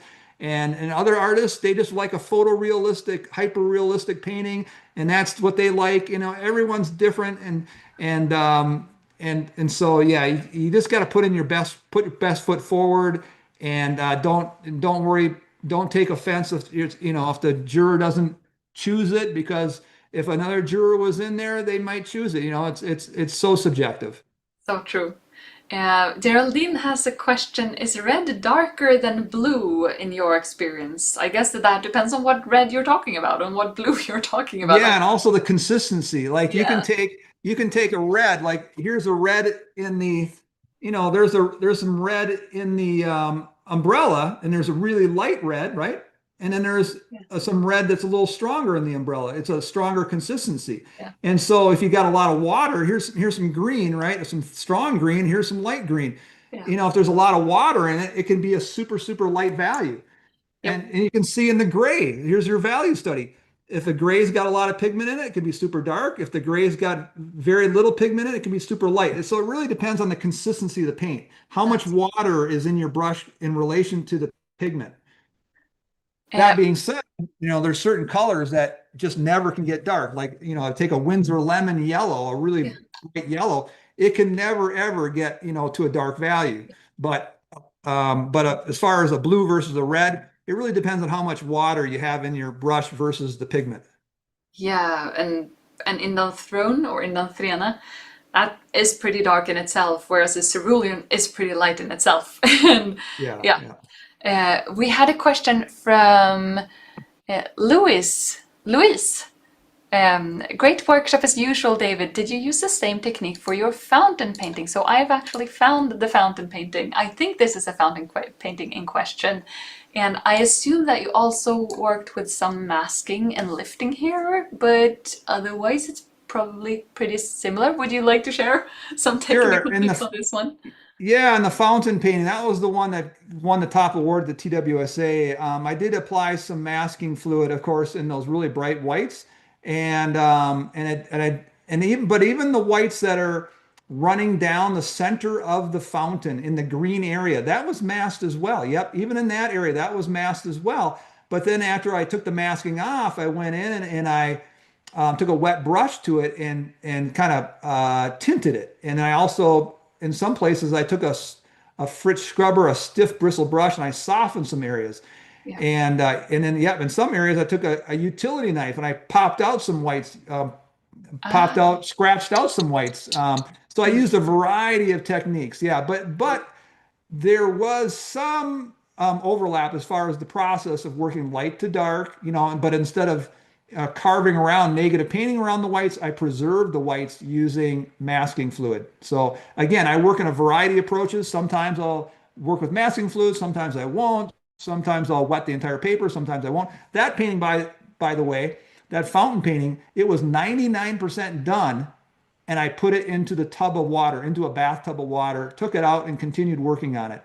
So even I don't always just submerge the paper in the beginning. Sometimes I'll be almost done with the painting and I'll submerge the painting into a tub of water and then continue working on it. So I work in a variety of approaches. Yeah. Oh my, so scary. Yeah, yeah. Oh, I would fingers crossed there. Yeah, I wouldn't do that. I wouldn't do that on Arches paper. I mean, I wouldn't do that on a Fabriano Artistico paper because Fabriano Artistico lifts so easy. So the Yeah. paint would have lifted off. I have to do it on a paper that is not as forgiving, I'm sorry, that is more forgiving, that is not as sensitive, that'll hold the pigment. But even if you have, even with that paper, if it's really strong, you will get some paint that drifts off. But anyways, yeah, so I work in a variety of approaches. Yeah, and I thought that the opposite. I thought this was Fabriano because you've lifted so well, but instead it was the entire opposite answer and a completely different approach than I thought. So super, super fascinating. And we have been here 3 hours, so I'm actually gonna wrap up now. But before we wrap up, I would like to ask you, David, who would you say that this fine art atelier is for, and how can this inspire someone moving forward? Yeah, well, I get that question a lot. Actually, I get a question a lot from beginners who are say, "Geez, is this going to be too much for me?" And it depends on your mindset going into a workshop. Are you there to learn? And if you're there to learn and learn lots of techniques and approaches, it's going to be for, definitely for all levels. I think, definitely the intermediates and moving into more people who might consider themselves more advanced will feel right at home. The beginners, it's going to be a steep learning curve, but you're going to get so much more out of it than anybody else because you're a beginner and you're going to be introduced to so much stuff. But you got to be kind to yourself because Yeah. it takes practice. It takes mileage on the brush. Just like any art, like dance or music, you gotta practice, and the things will get easier. Again, I give the drawing guides. I give these things that will help you get a foundation and take you step by step, 16 hours. So you get just everything step by step, and you can pause it and rewind it, and just take your time, and yeah, you'll be fine. But yeah, but it is. I don't really teach, as somebody said, like beginner type workshops. They're more people consider them more advanced, more intermediate advanced. But I get a lot of beginners taking my workshop. I just say, hey, we're here to learn. You're going to make happy accidents, and we're going to learn from it, and you'll be fine. Yeah, and I think that there are different levels of being feeling like they are that you are a beginner. Some people have spent lots of hours, but they lack the insights, the keys. And that person would be a perfect fit. If you have some hours under your belt, but you have some questions of Oh how to gosh, improve, yeah. then that's a perfect fit, even because you're a beginner. So if you have that, you know how to mix colors, you know how to put paint on the paper, you have some of that, physical aspects already in place, but you have those questions and those, but I don't really get how to, then that can take you from beginner to pretty advanced pretty quickly Yeah, if you get those aha moments along the way. there was a lot of things that I wish I would have been introduced to. I'd been painting for years, and just foundational things like consistency of paint, moisture quality of paper, things I never heard that just made so much more sense. And it's like, oh, it just really helped me. And so even if you've been painting for a long time, there might be some things that you'll hear that could be game changers. Yeah. And when we speak about advanced levels, I would say that no person is as advanced as what you do at what you do. So if anyone is inspired to learn from David, then David is the person who's gonna teach you that approach and those aha moments. So if you were inspired, warmest welcome to join us, and let's use the inspiration of today. Do you have any final words, David? No, I just I wish everybody the best in their journey, whether you join me or not. I hope I see you in the future, and again, I hope you enjoyed the workshop. Thanks so much, Hannah, and thank you everybody for joining me. And thank you so much, everyone who shared your thank yous and your sweet comments in the chat. It means a lot. And have a wonderful rest of your morning, noon, afternoon, evening, or night, whatever time it happens to be where you are. Thank you so much for sharing so much